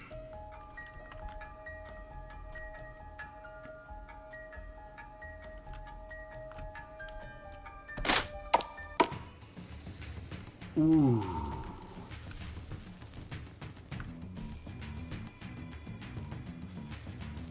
Okay.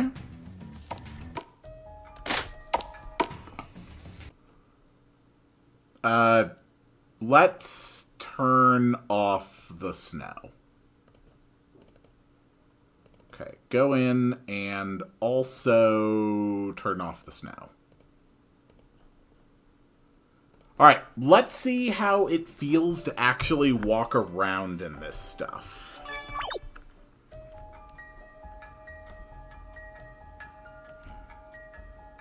Okay.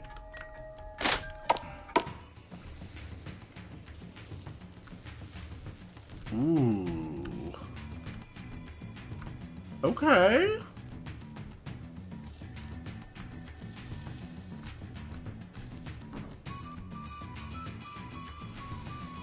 Okay.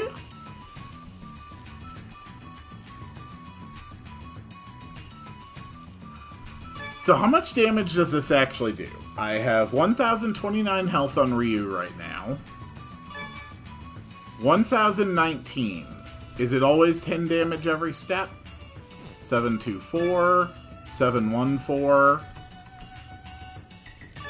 Okay. All right. So it's not like the worst, most dangerous thing in the world. It really isn't. But you would still absolutely need to keep an eye on this, or it could seriously mess you up. And taking the steps to get this chest would wipe out most of your health. Can you faint from this?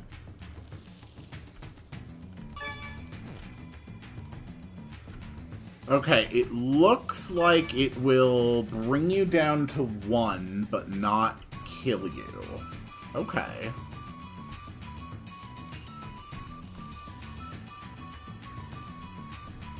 Alright.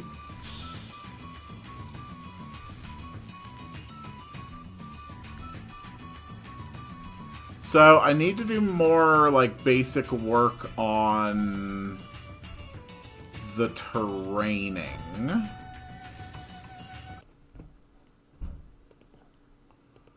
But I've definitely got the basis of a really good thing here. We just need to make some of these spots bigger, I think.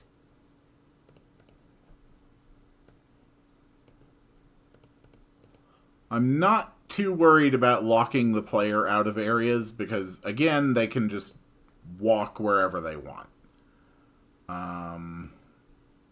Okay, that can go there, that can go there, that can go there, that can go there.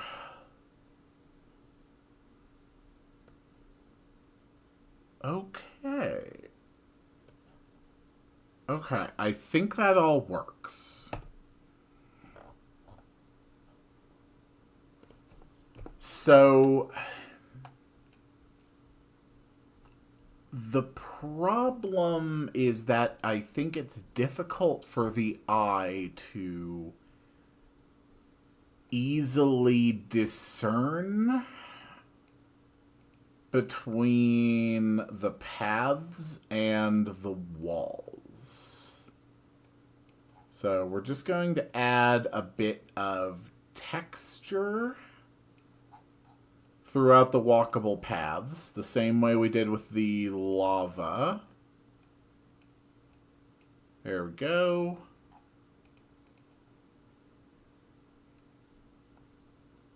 I think I need to change that wall texture completely. I really don't think that works for wall texture. It's not visually distinct enough. Yeah, it's just not visually distinct enough from the walkable hot rocks. Okay. I don't really have a lot of choices for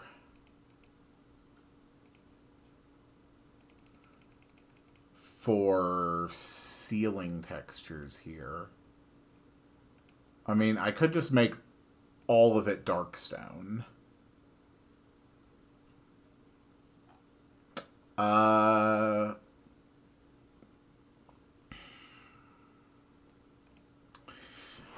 don't think I want all of it to be dark stone.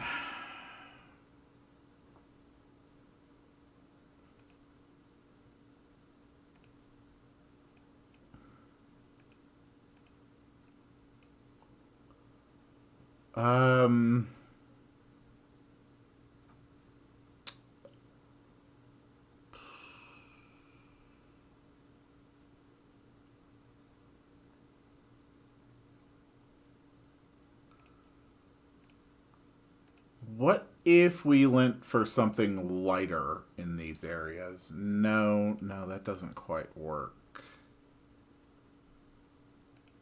What if I just went for like brick? No, that's too obviously brick. That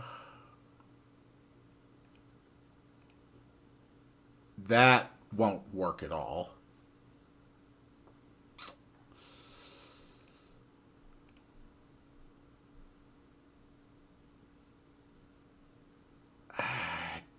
I don't think that works either.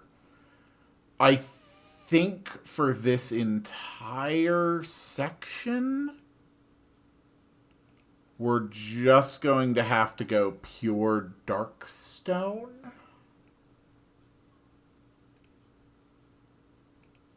And then when we get to other areas,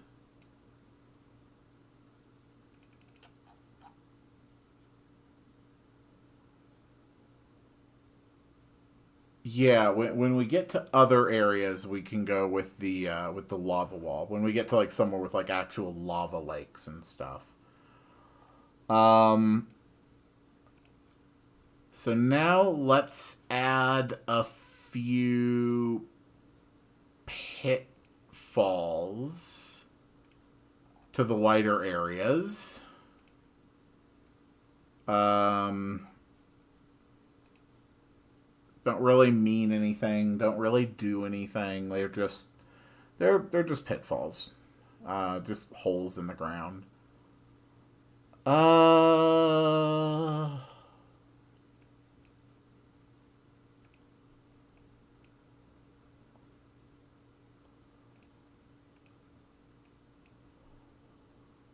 Okay. I think I like that. Like, just kind of scuffing parts of it. I can add some areas with some cracks. Okay. Yeah, we're just gonna add some scuffing in a few places.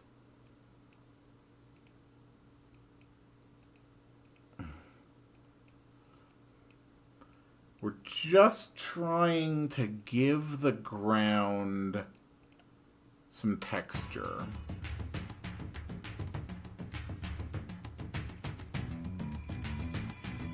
Alright, and then we add some areas with cracks.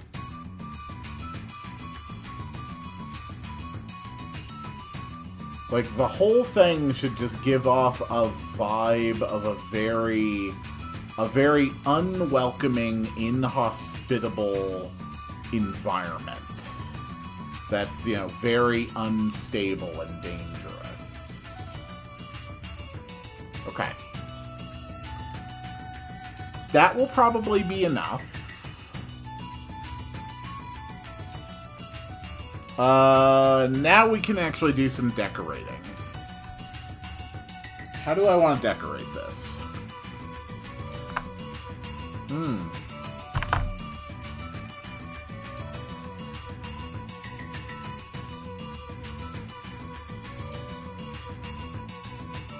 Okay, I can definitely add, like, rock spires.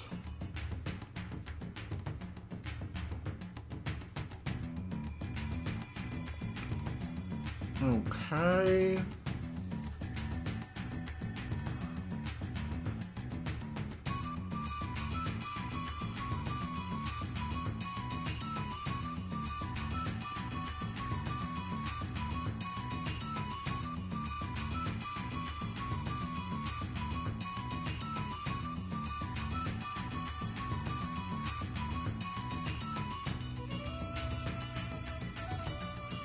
Okay.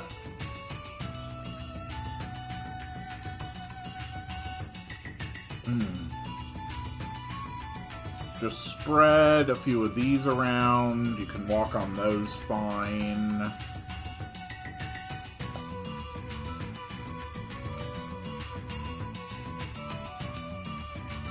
Just a little bit more texture for the ground.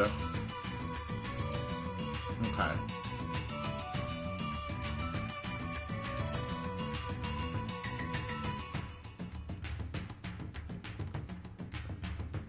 And let's spread out a few of these, whatever they are, I don't know, lava crystal things.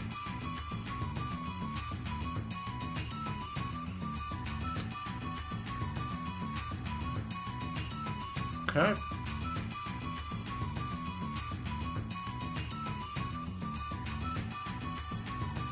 That works. And now a few just regular rocks around. Okay. And then a few, just a small number of rock spires.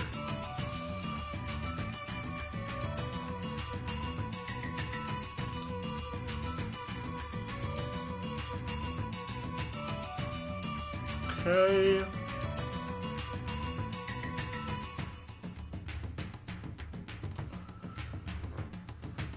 I think that's probably good for the basic terrain design of this area.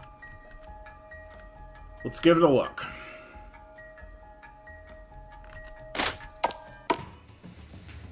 Ooh. Okay.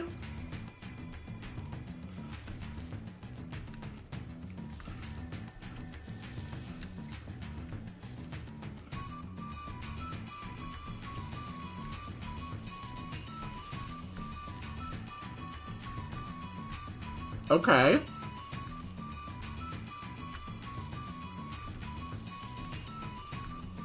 Is it still possible to fully navigate to the end without stepping on a single damage block? That is the question.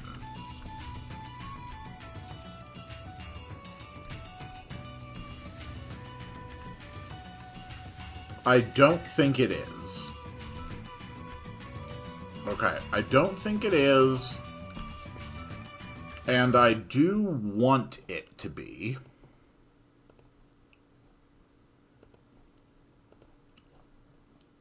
So we're just going to make a little cut here.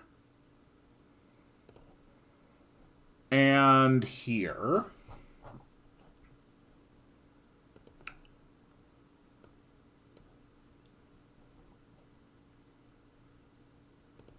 Honestly, these walls work fine here. No, that's better. That's fine. Okay.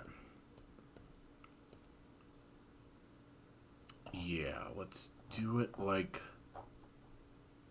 that.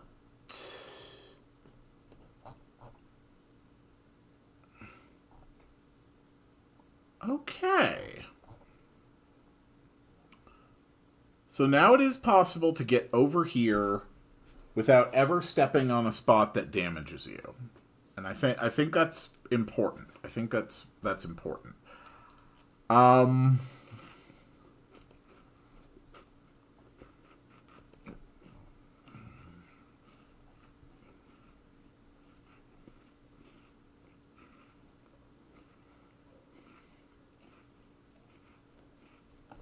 So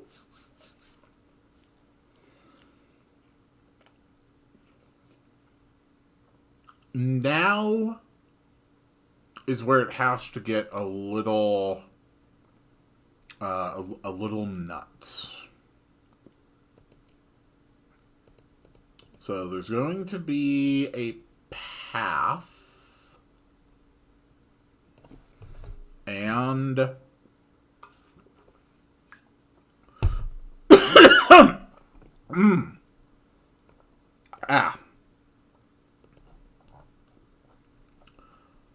and in this area, we are going to have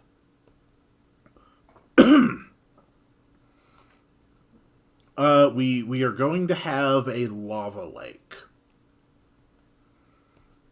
Okay. Now, around this lava lake,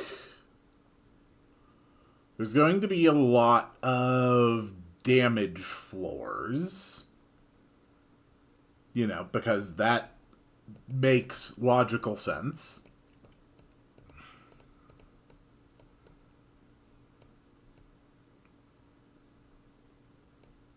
But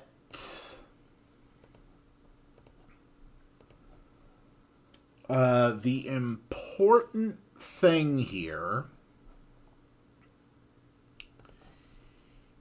is that you can go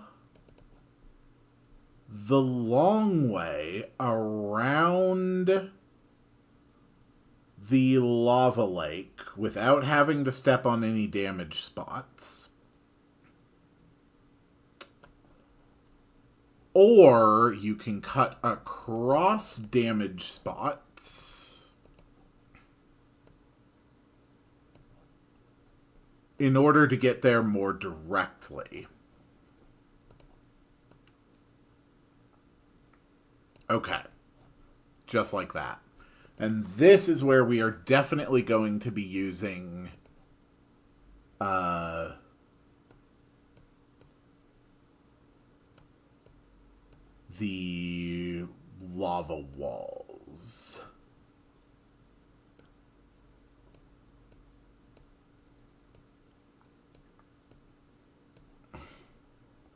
Okay.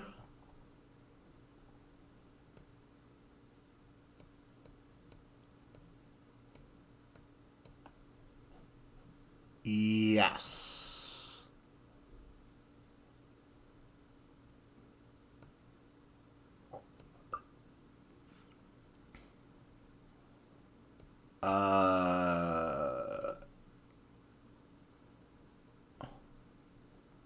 Okay, this whole spot can be dark walls. This can be like heavy lava walls.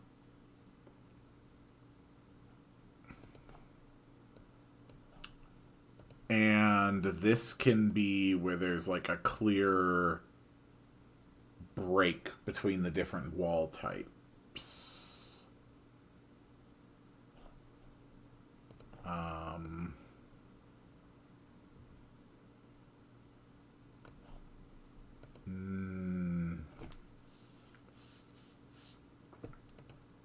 No, I think it's best just to leave it as is.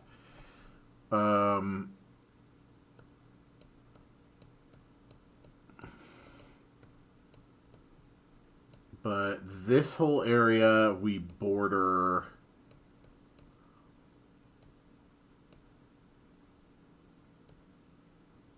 like that. Okay.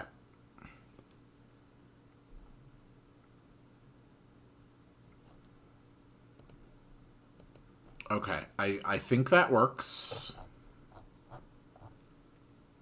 So we're actually going to put a little more lava here. And a little more here. And this spot of lava is actually being fed by a lava fall that goes up past the player's visible range. So that peak should not be visible from any location, I think.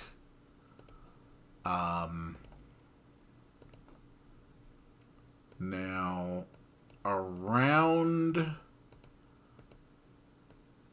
the damage tiles is going to be darker stone.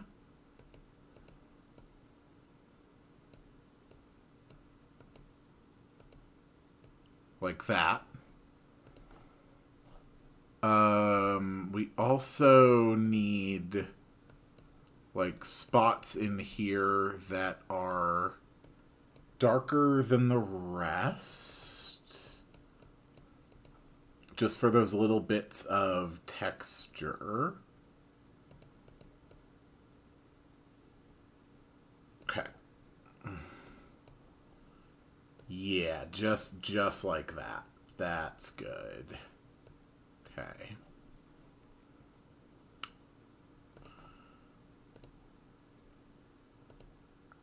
Okay.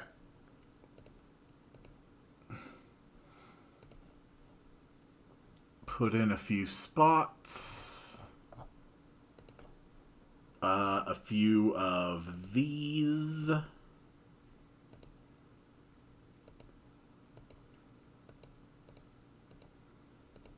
Okay. So the big lava crystals are going to grow out of out of the lava lakes. That's fine. Lay down a few of these.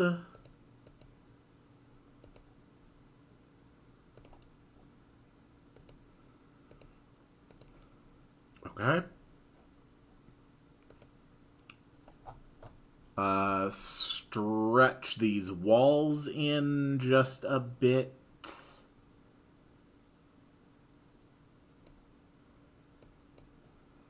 Okay.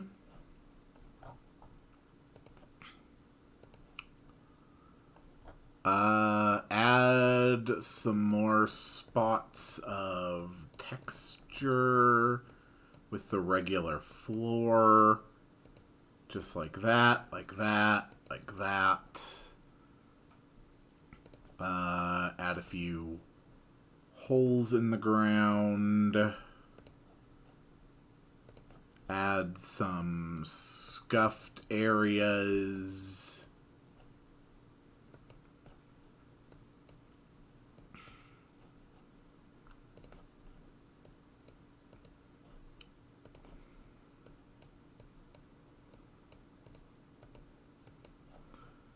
And then add a few cracks.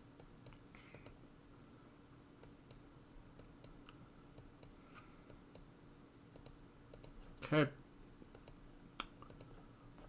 Add a bunch of these harmless rocks around.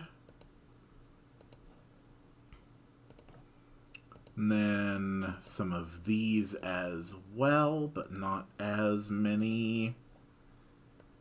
And just one or two rock spires, like that. Okay.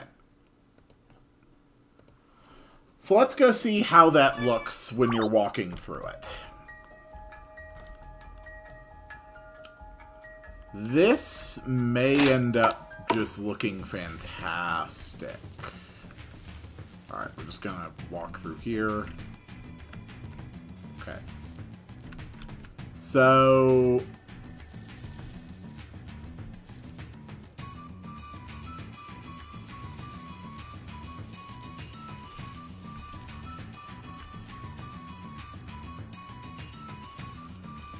so I can block that off.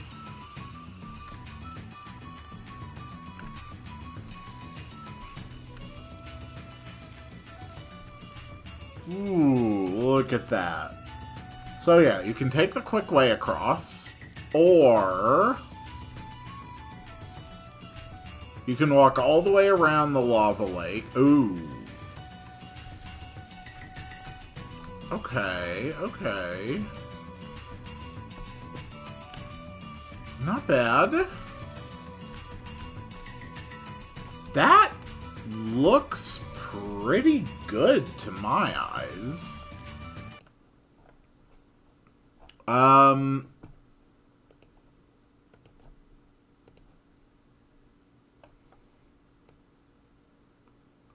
We're just going to do that.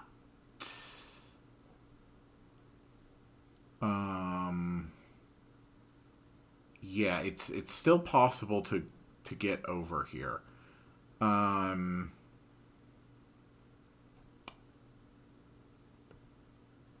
Okay. Like that.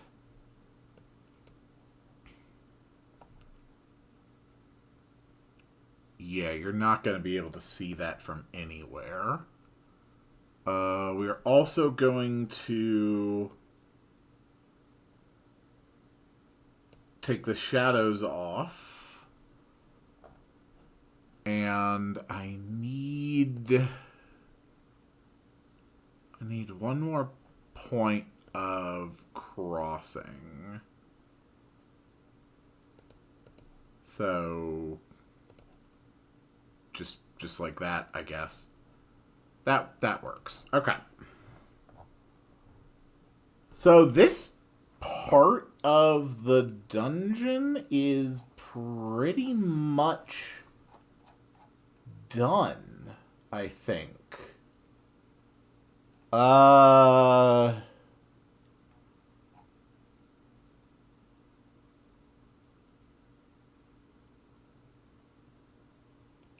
Yeah, I think that's pretty good. So we're going to go ahead and fill up the rest of that part of the map.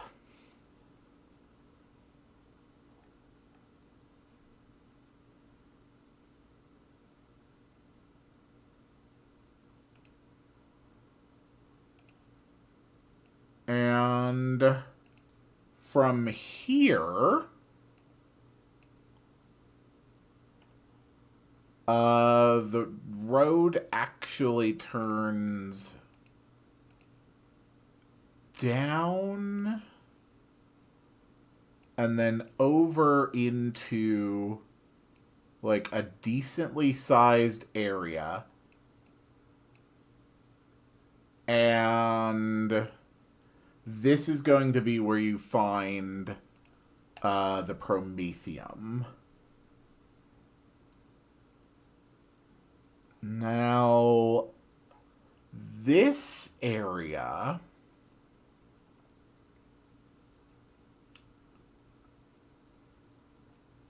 how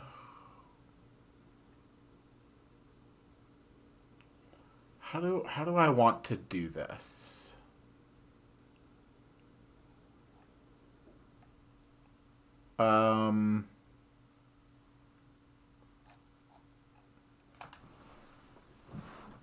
Okay, I want it to be clear that, like, this area is something that has been, like, maintained artificially.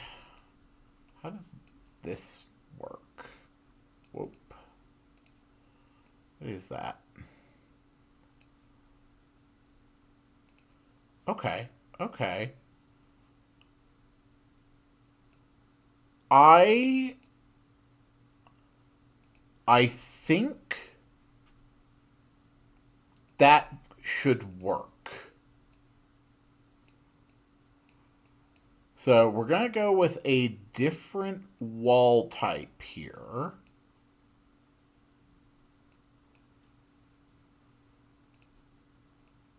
And then if we do this, that should make it clear that this would make it like clear visually that this is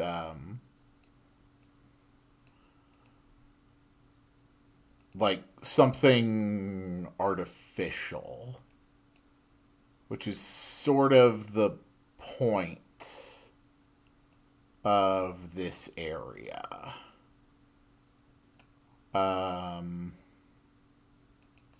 Okay.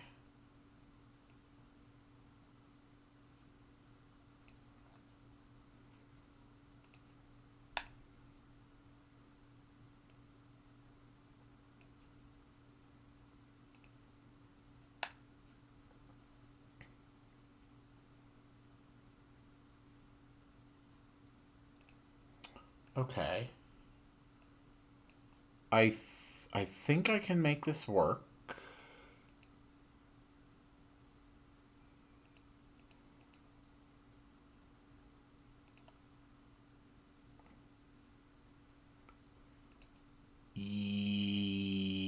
Yes.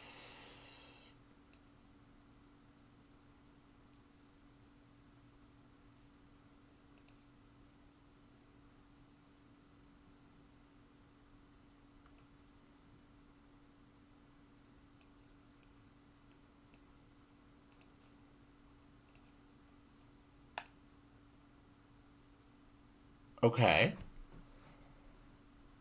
Okay. I think that's good enough for what I'm trying to do here. But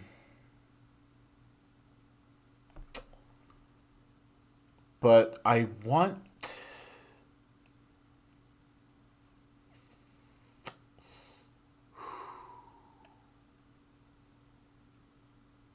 want like the ground itself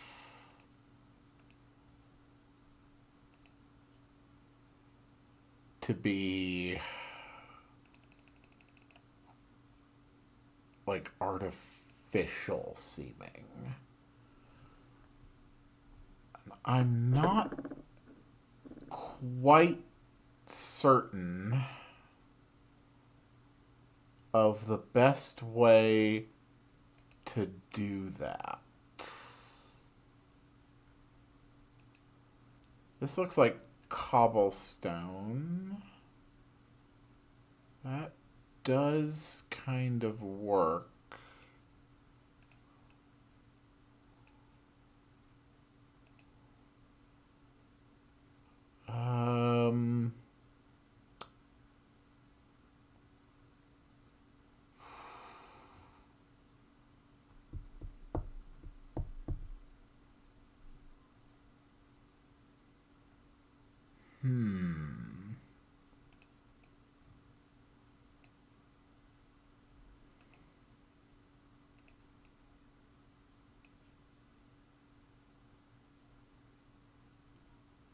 Okay, this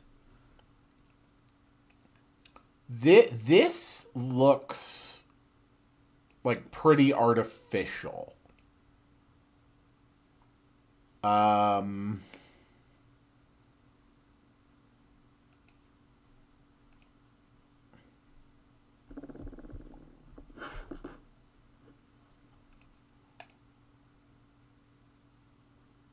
Brick.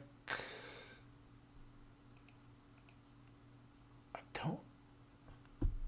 don't think I really want brick here.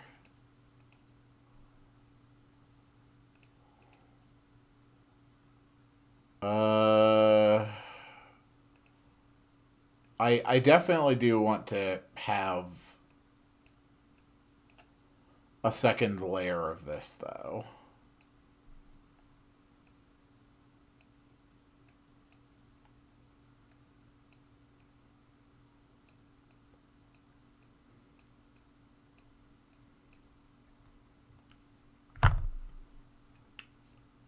So, my idea is that this is an area that Quartus has basically like maintained and used like salvaged like components.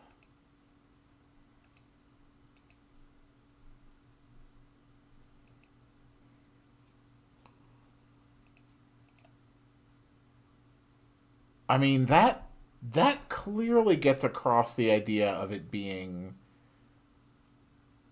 of it being artificial.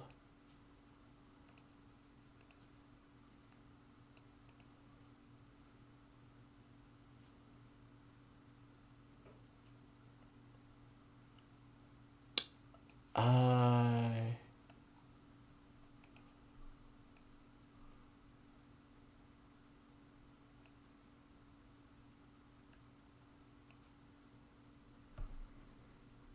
okay. I think this is okay.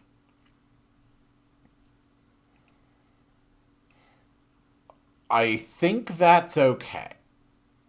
But what I need is a bit of like sci-fi gear.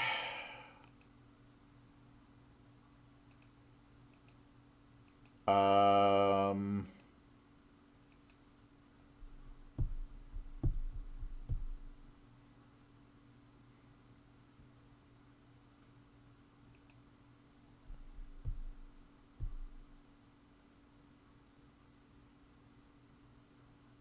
this seems to be a bit more tech, but they wouldn't be using computers. Specifically, there would be no computers in a spot a space marine has been holding on to. Probably something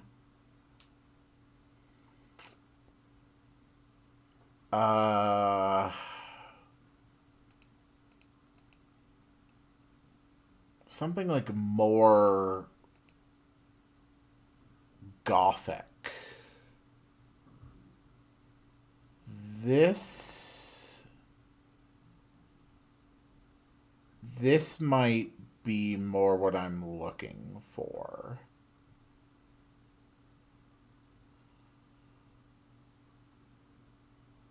I think I like this.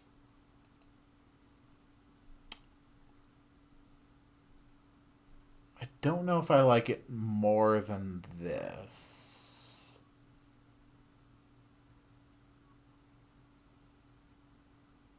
Uh,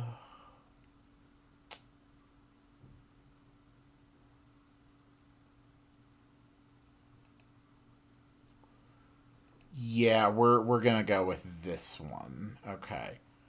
Um, so all of these are non-passables, obviously. Uh,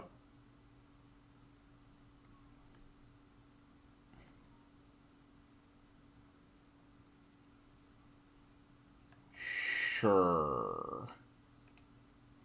Okay.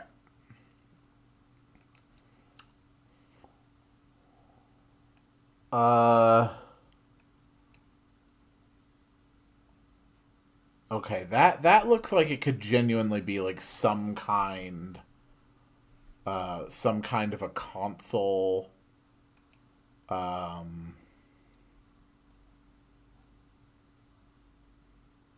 let's see.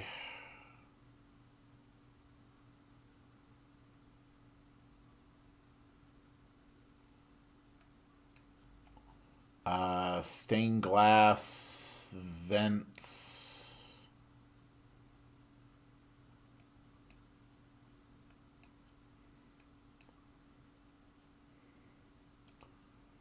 Really don't think I need that. This is definitely more of a gothic style.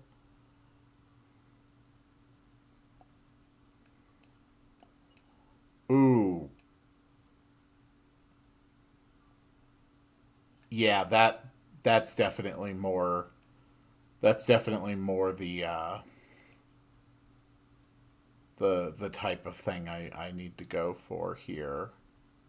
Whoops. Let's see.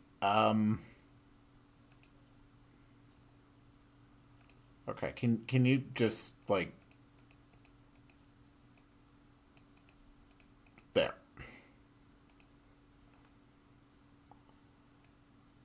Okay.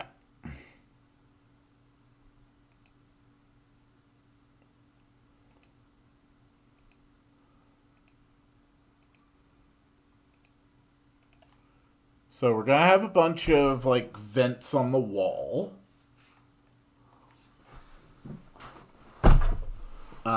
Over here.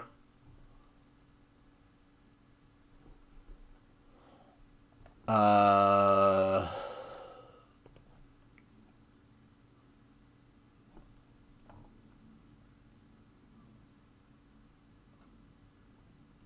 yeah, like there's gonna be signs of like definite like technology. Uh, that this is something that has definitely been like constructed, maintained. What the heck is that? Oh, I think it's like a leaking sewer something. Um,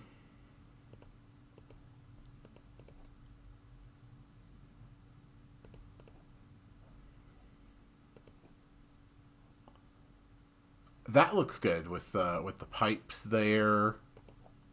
What's that? Just like a hole in the wall or something? Um,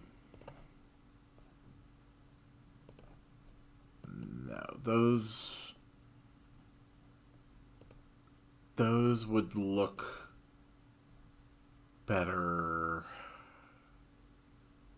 here.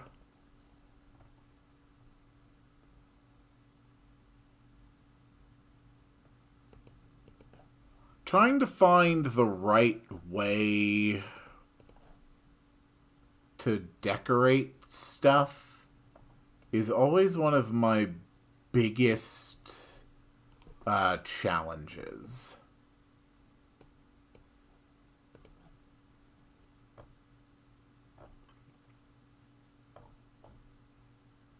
Okay.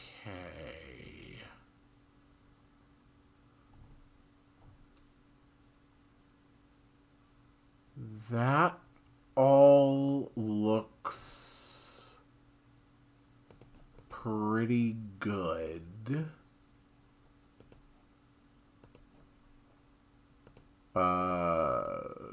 Just like some chests scattered about.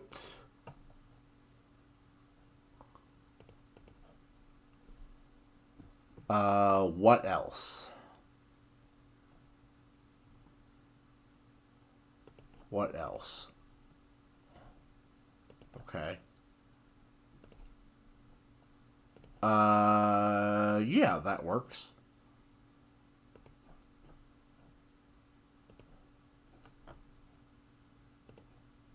Okay. And then just a little bit of decoration.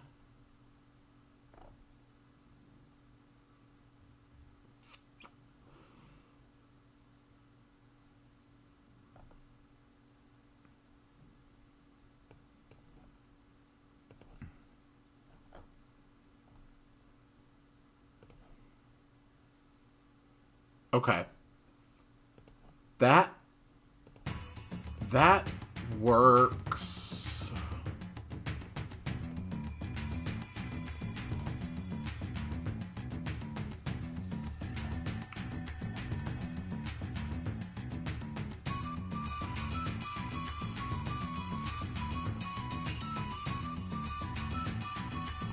Okay.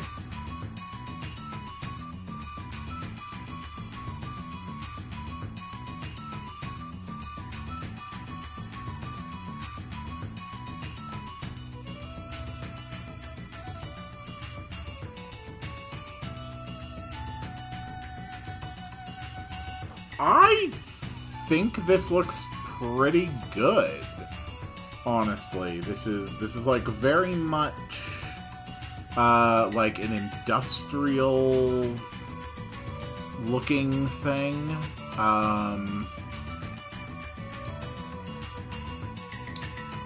Hello, War General. Good morning to you. Ooh, yeah. I've got, like, all kinds of sci-fi doors here.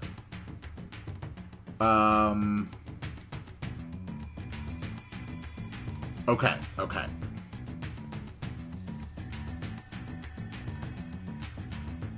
This needs to be rehashed slightly.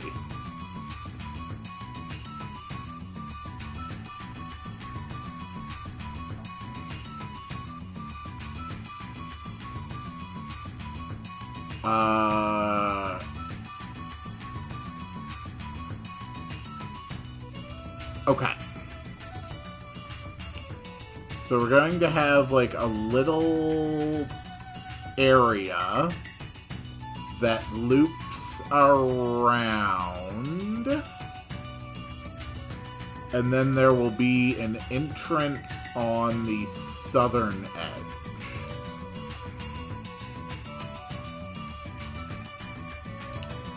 There isn't enough room for that. Okay. So much for that plan.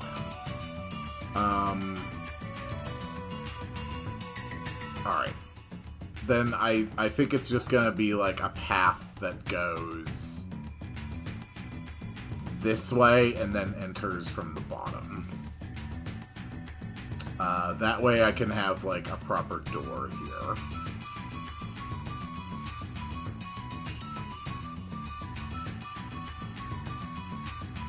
Okay.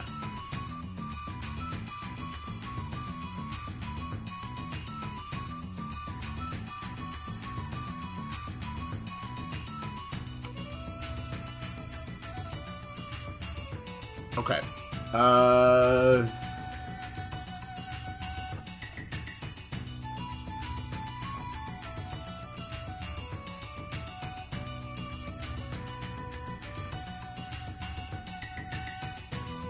Alright, it's not ideal. It does look a little bit awkward.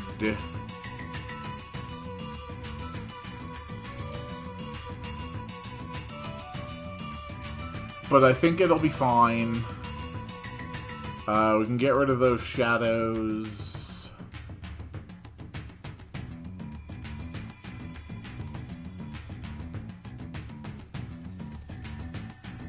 Throw in some nice, like, door things here. Okay.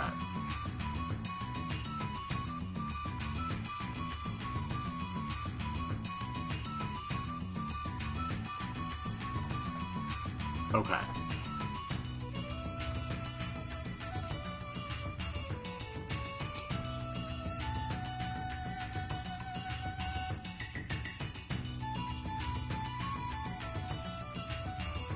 Okay.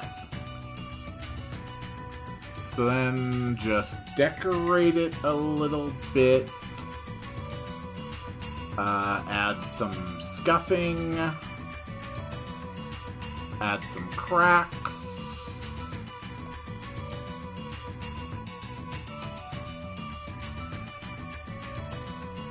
Add a few rocks and stones.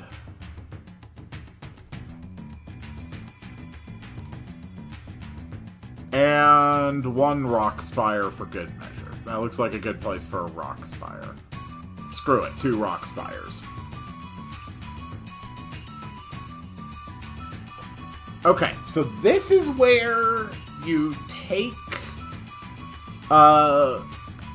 this is where you go with Quartus. So when you come to this place, Quartus joins your party,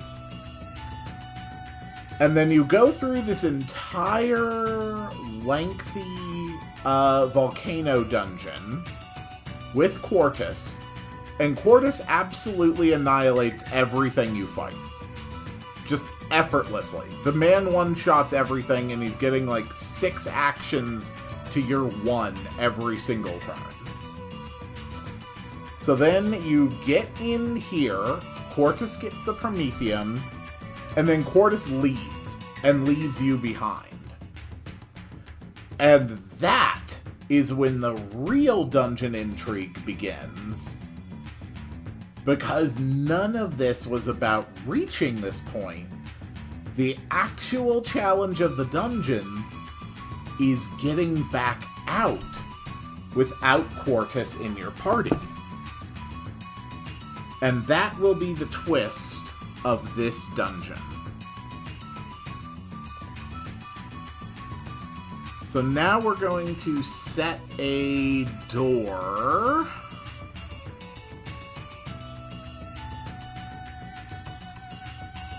And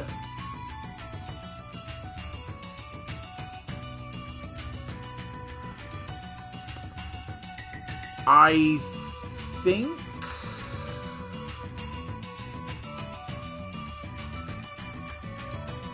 think I like this door best.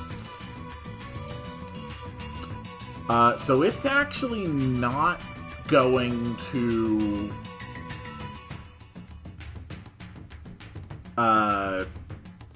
transport you anywhere. You open it once.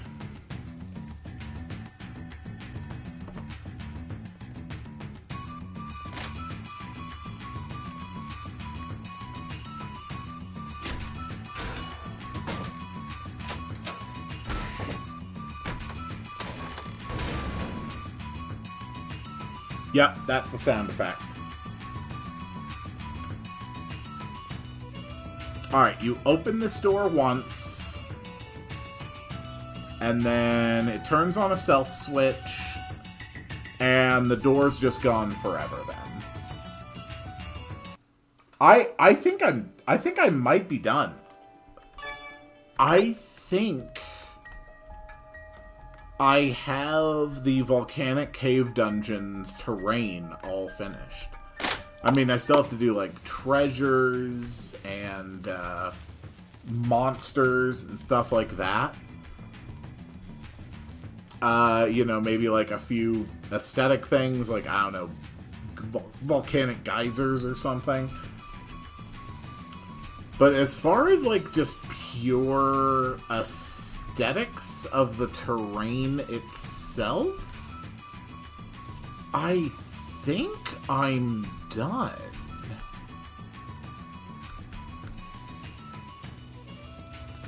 And it is absolutely possible to get over here without ever once having to step on the damage floors. Good. That's the way I wanted it. So over here, you can either shortcut through the damage floors, or you can take the detour around the lava lake. The lava fall is completely hidden from view. Good.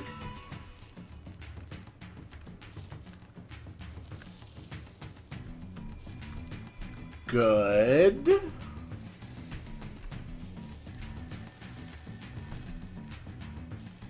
Okay. And then you go this way. And... okay.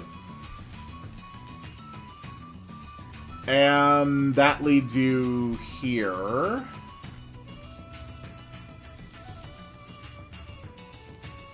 And there's a couple spots where the ceiling here looks a little thin here and here. That's all fixed now.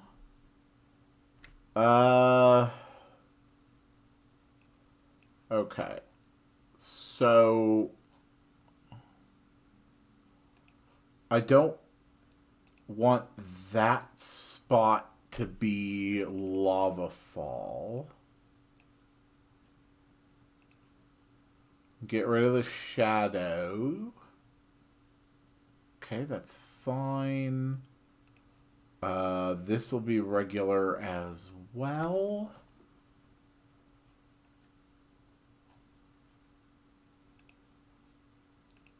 Another couple blocks there. Okay. So, can I just leave this in the third condition? We don't want the turn up on through direction fix through tile set. No, I want the sci-fi door. That one. So you can still like walk past it and it won't do anything. Okay. So I think that's good. You have to have Quartus in your party in order for this to work. If you don't have Quartus when you come here,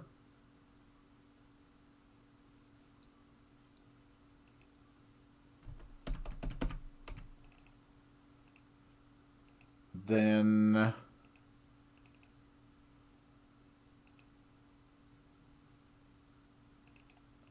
just going to say like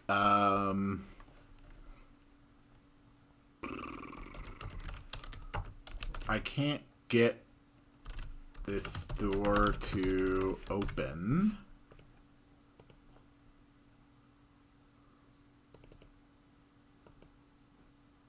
And balloon icon, exclamation, wait for completion. And then Thatcher will complain. Did we come all this way for nothing? And the answer is yes. Yes, you did. You came all this way for nothing.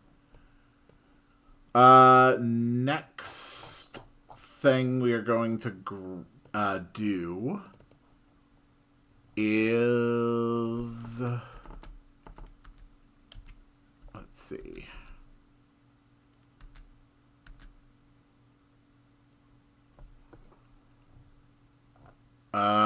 Okay. We're going to have these, and they are stepping. I think this will make it look like there's actually like an animation where the lava fall is actually like hitting the lake, which is good. Is there anything like a fire geyser or anything like that at all?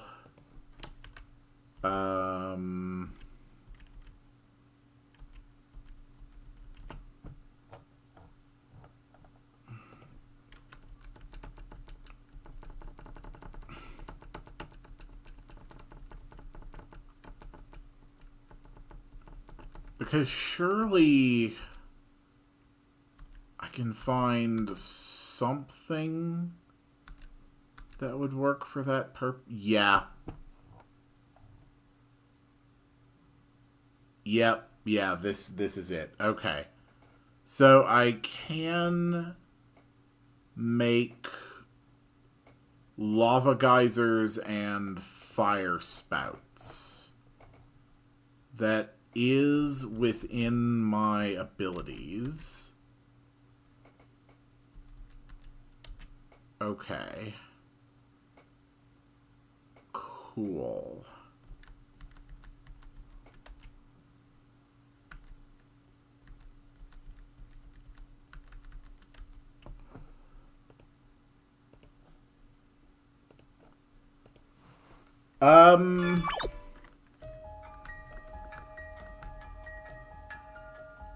I think I'm good, honestly. Alright, let's take a look. Okay, so that didn't work. Would a different flame effect work better?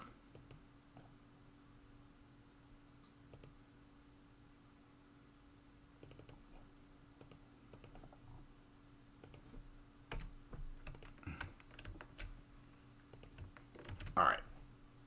Let's put 2 of these on different height levels so I can judge which one would be most effective to create the illusion of a combination point.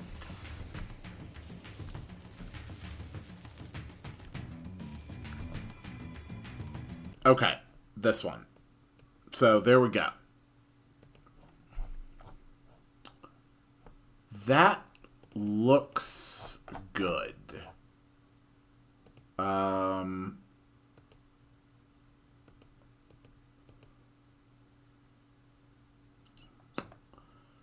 So these have both directional and stepping animations. Okay. So that's down, left, right, up. Okay. Down, left, right, up. Okay. So they're going to have like a high thing. They're gonna have a custom route. Okay. So first, it's going to wait like 3 seconds.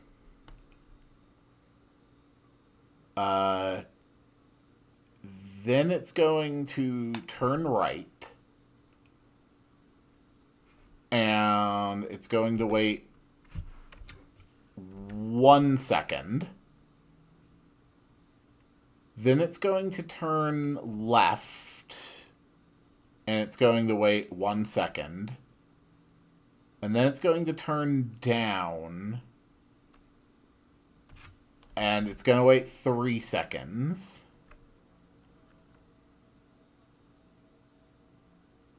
Then it's going to turn left, wait a second, turn right, wait a second, and finally turn up.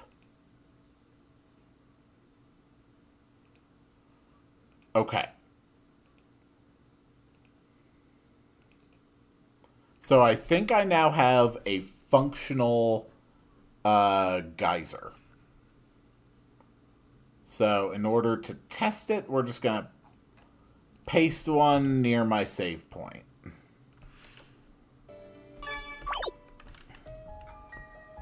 Okay.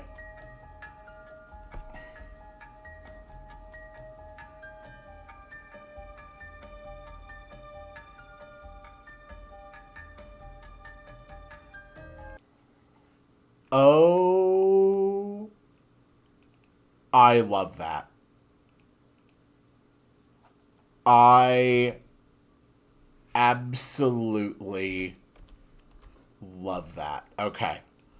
We need to make it move a lot faster.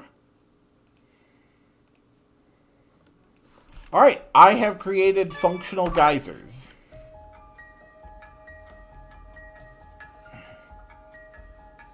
Come on.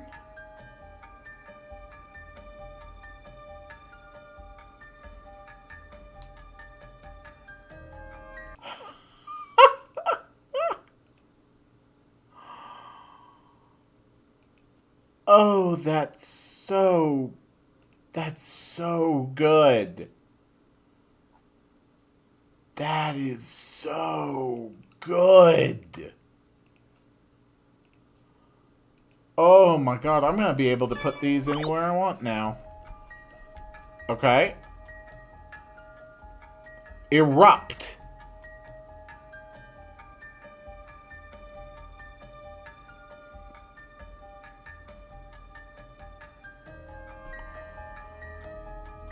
Oh my god, that's absolutely perfect. Oh. Oh, Nebfer, you have just gotten here in time. I have just built fire geysers.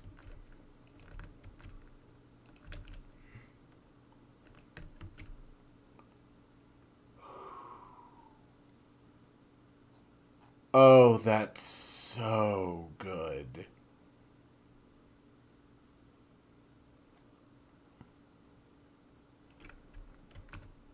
That is so good. Okay.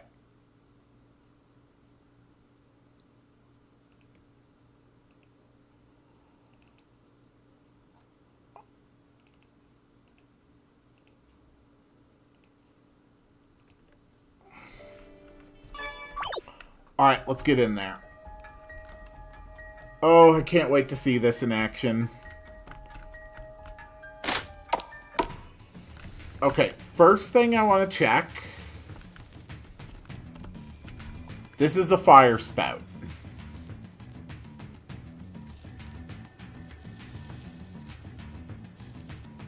Oh my god, look at that.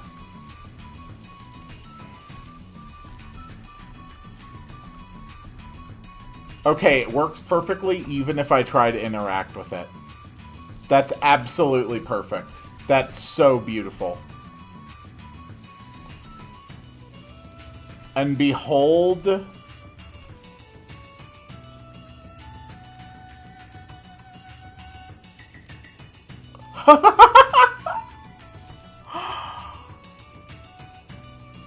Oh. Oh my god, it's beautiful.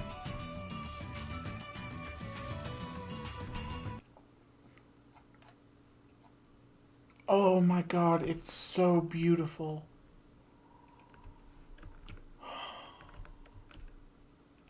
Just all of it. It looks so good. Oh, I'm so happy with this.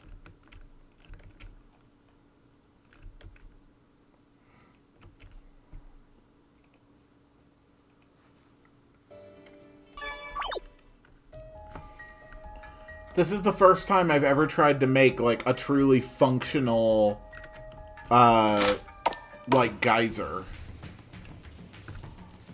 Look. Oh.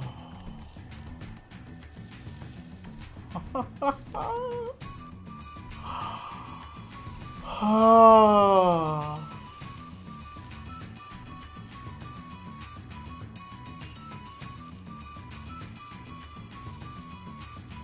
Oh my god.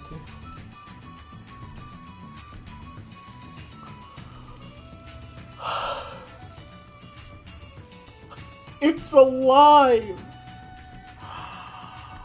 The volcanic cave dungeon is alive. Oh. Oh, it really feels like it too.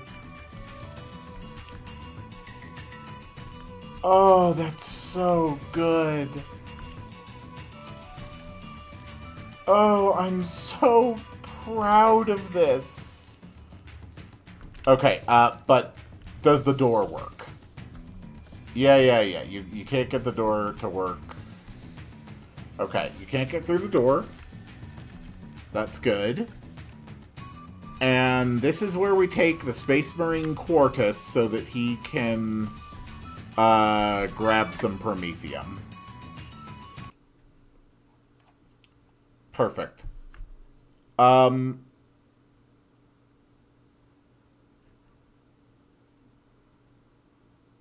Yeah, that's fine. I don't need to use a laser door.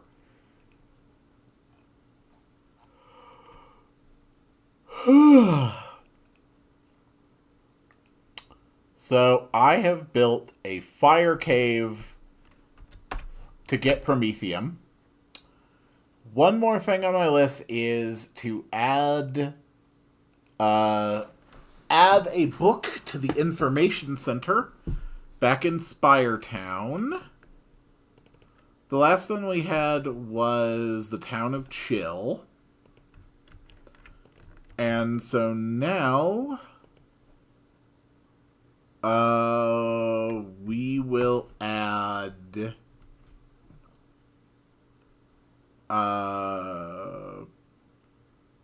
if you've gotten the Promethium,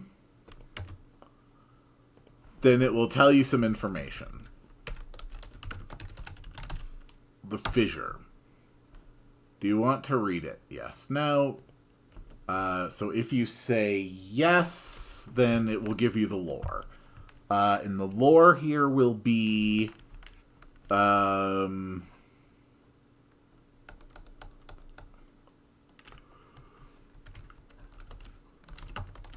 nearly 300 years ago, a star was seen falling from the sky into the distant reaches of the great tundra. Not a star. We will clarify. Something was seen falling from the sky into the distant reaches of the great tundra.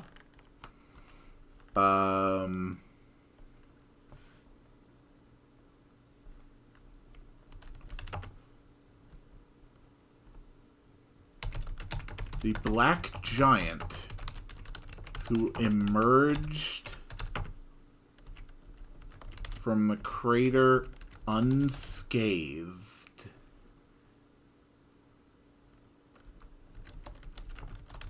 called himself Quartus.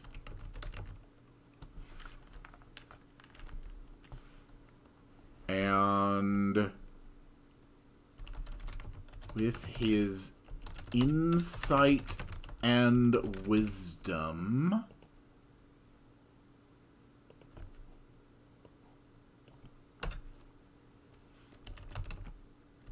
the nearby city of Chill was quickly transformed into an industrial superpower.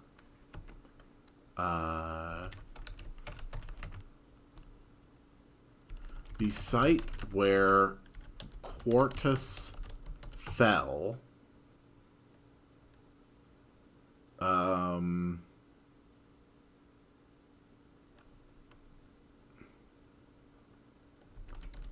collapsed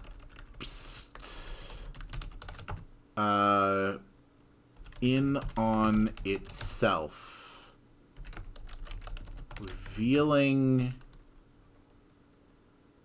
a deep chasm of flames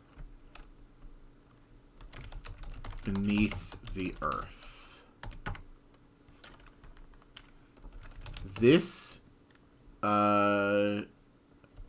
fissure is the source, is the energy source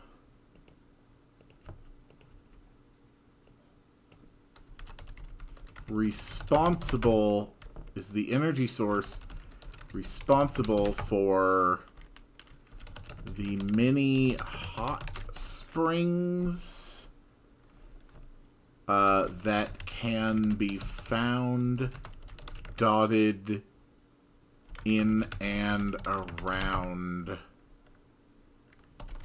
the otherwise chilly, the otherwise frigid,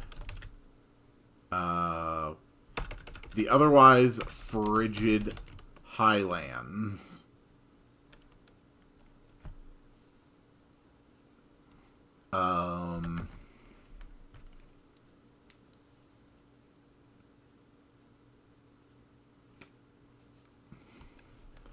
It is speculated that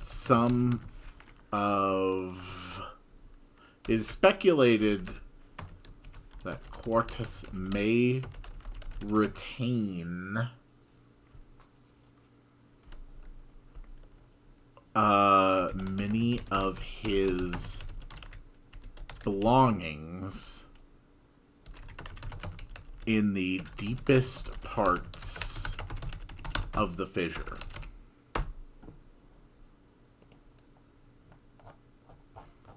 Okay.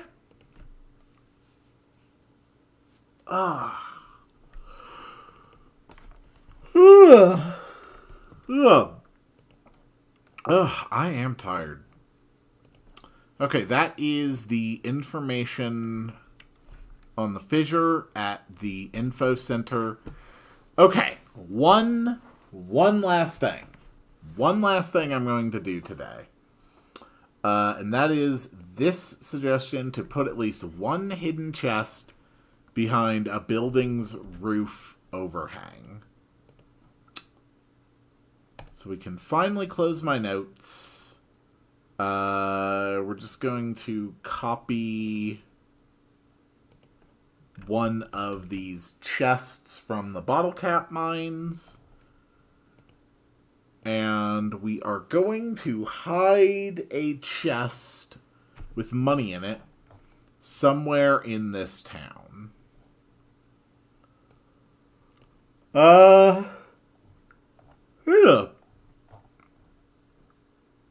I like here. We are going to hide this chest here.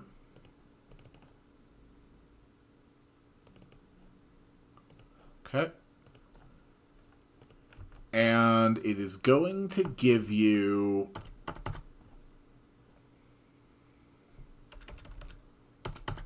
screw it.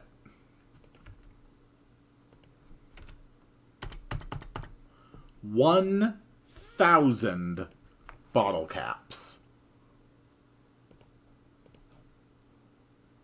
The hidden chest has been placed. And the city of Chill is very nearly done. Also very nearly done is the way to make Chill into its true glory.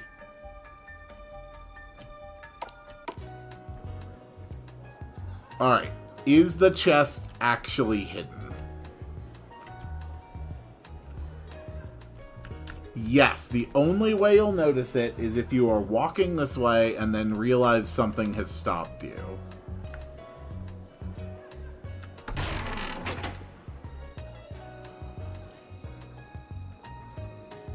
That's perfect. Okay.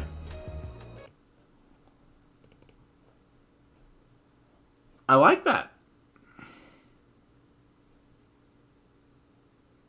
I like that a lot.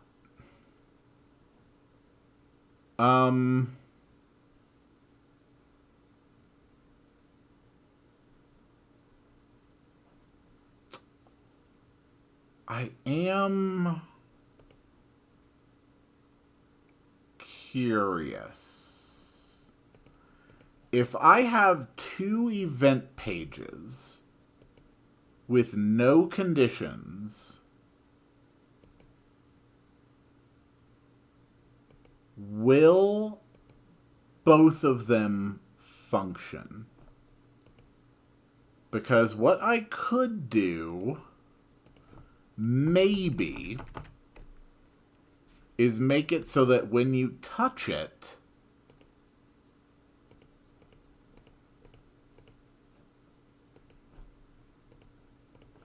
the player will get a little emote indicating that, like, they found something.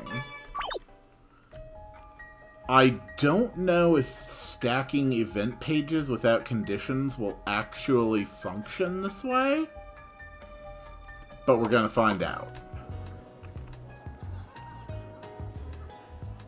Okay, here we go.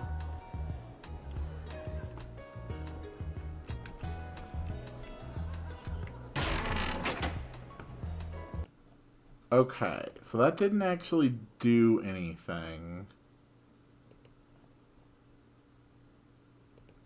What if we set that to player touch?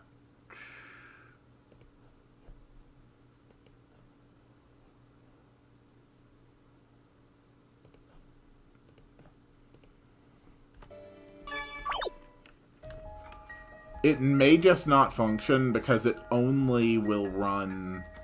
It might only run the highest numbered page whose conditions are met. So it may not be possible to do what I'm trying to do. Okay.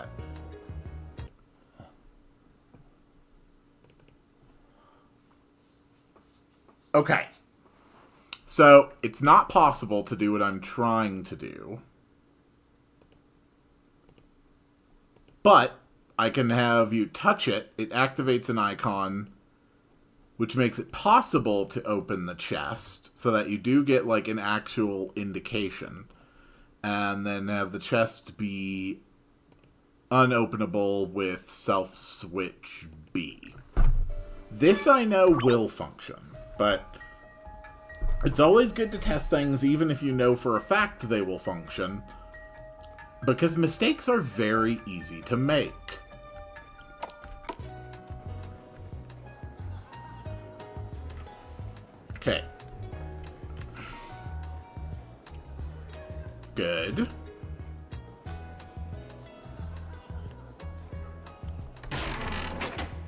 good. And then no other function. Okay. There we go. I have achieved my objective. The crafting system that I had started working on a couple weeks back, I have gotten it fully functioning with the first 4 sets of materials. So that all works. I still have several interiors I need to design. I have to design the interior for this building, and these 4 buildings. But only like 2 of them are actually important, so that shouldn't be a problem.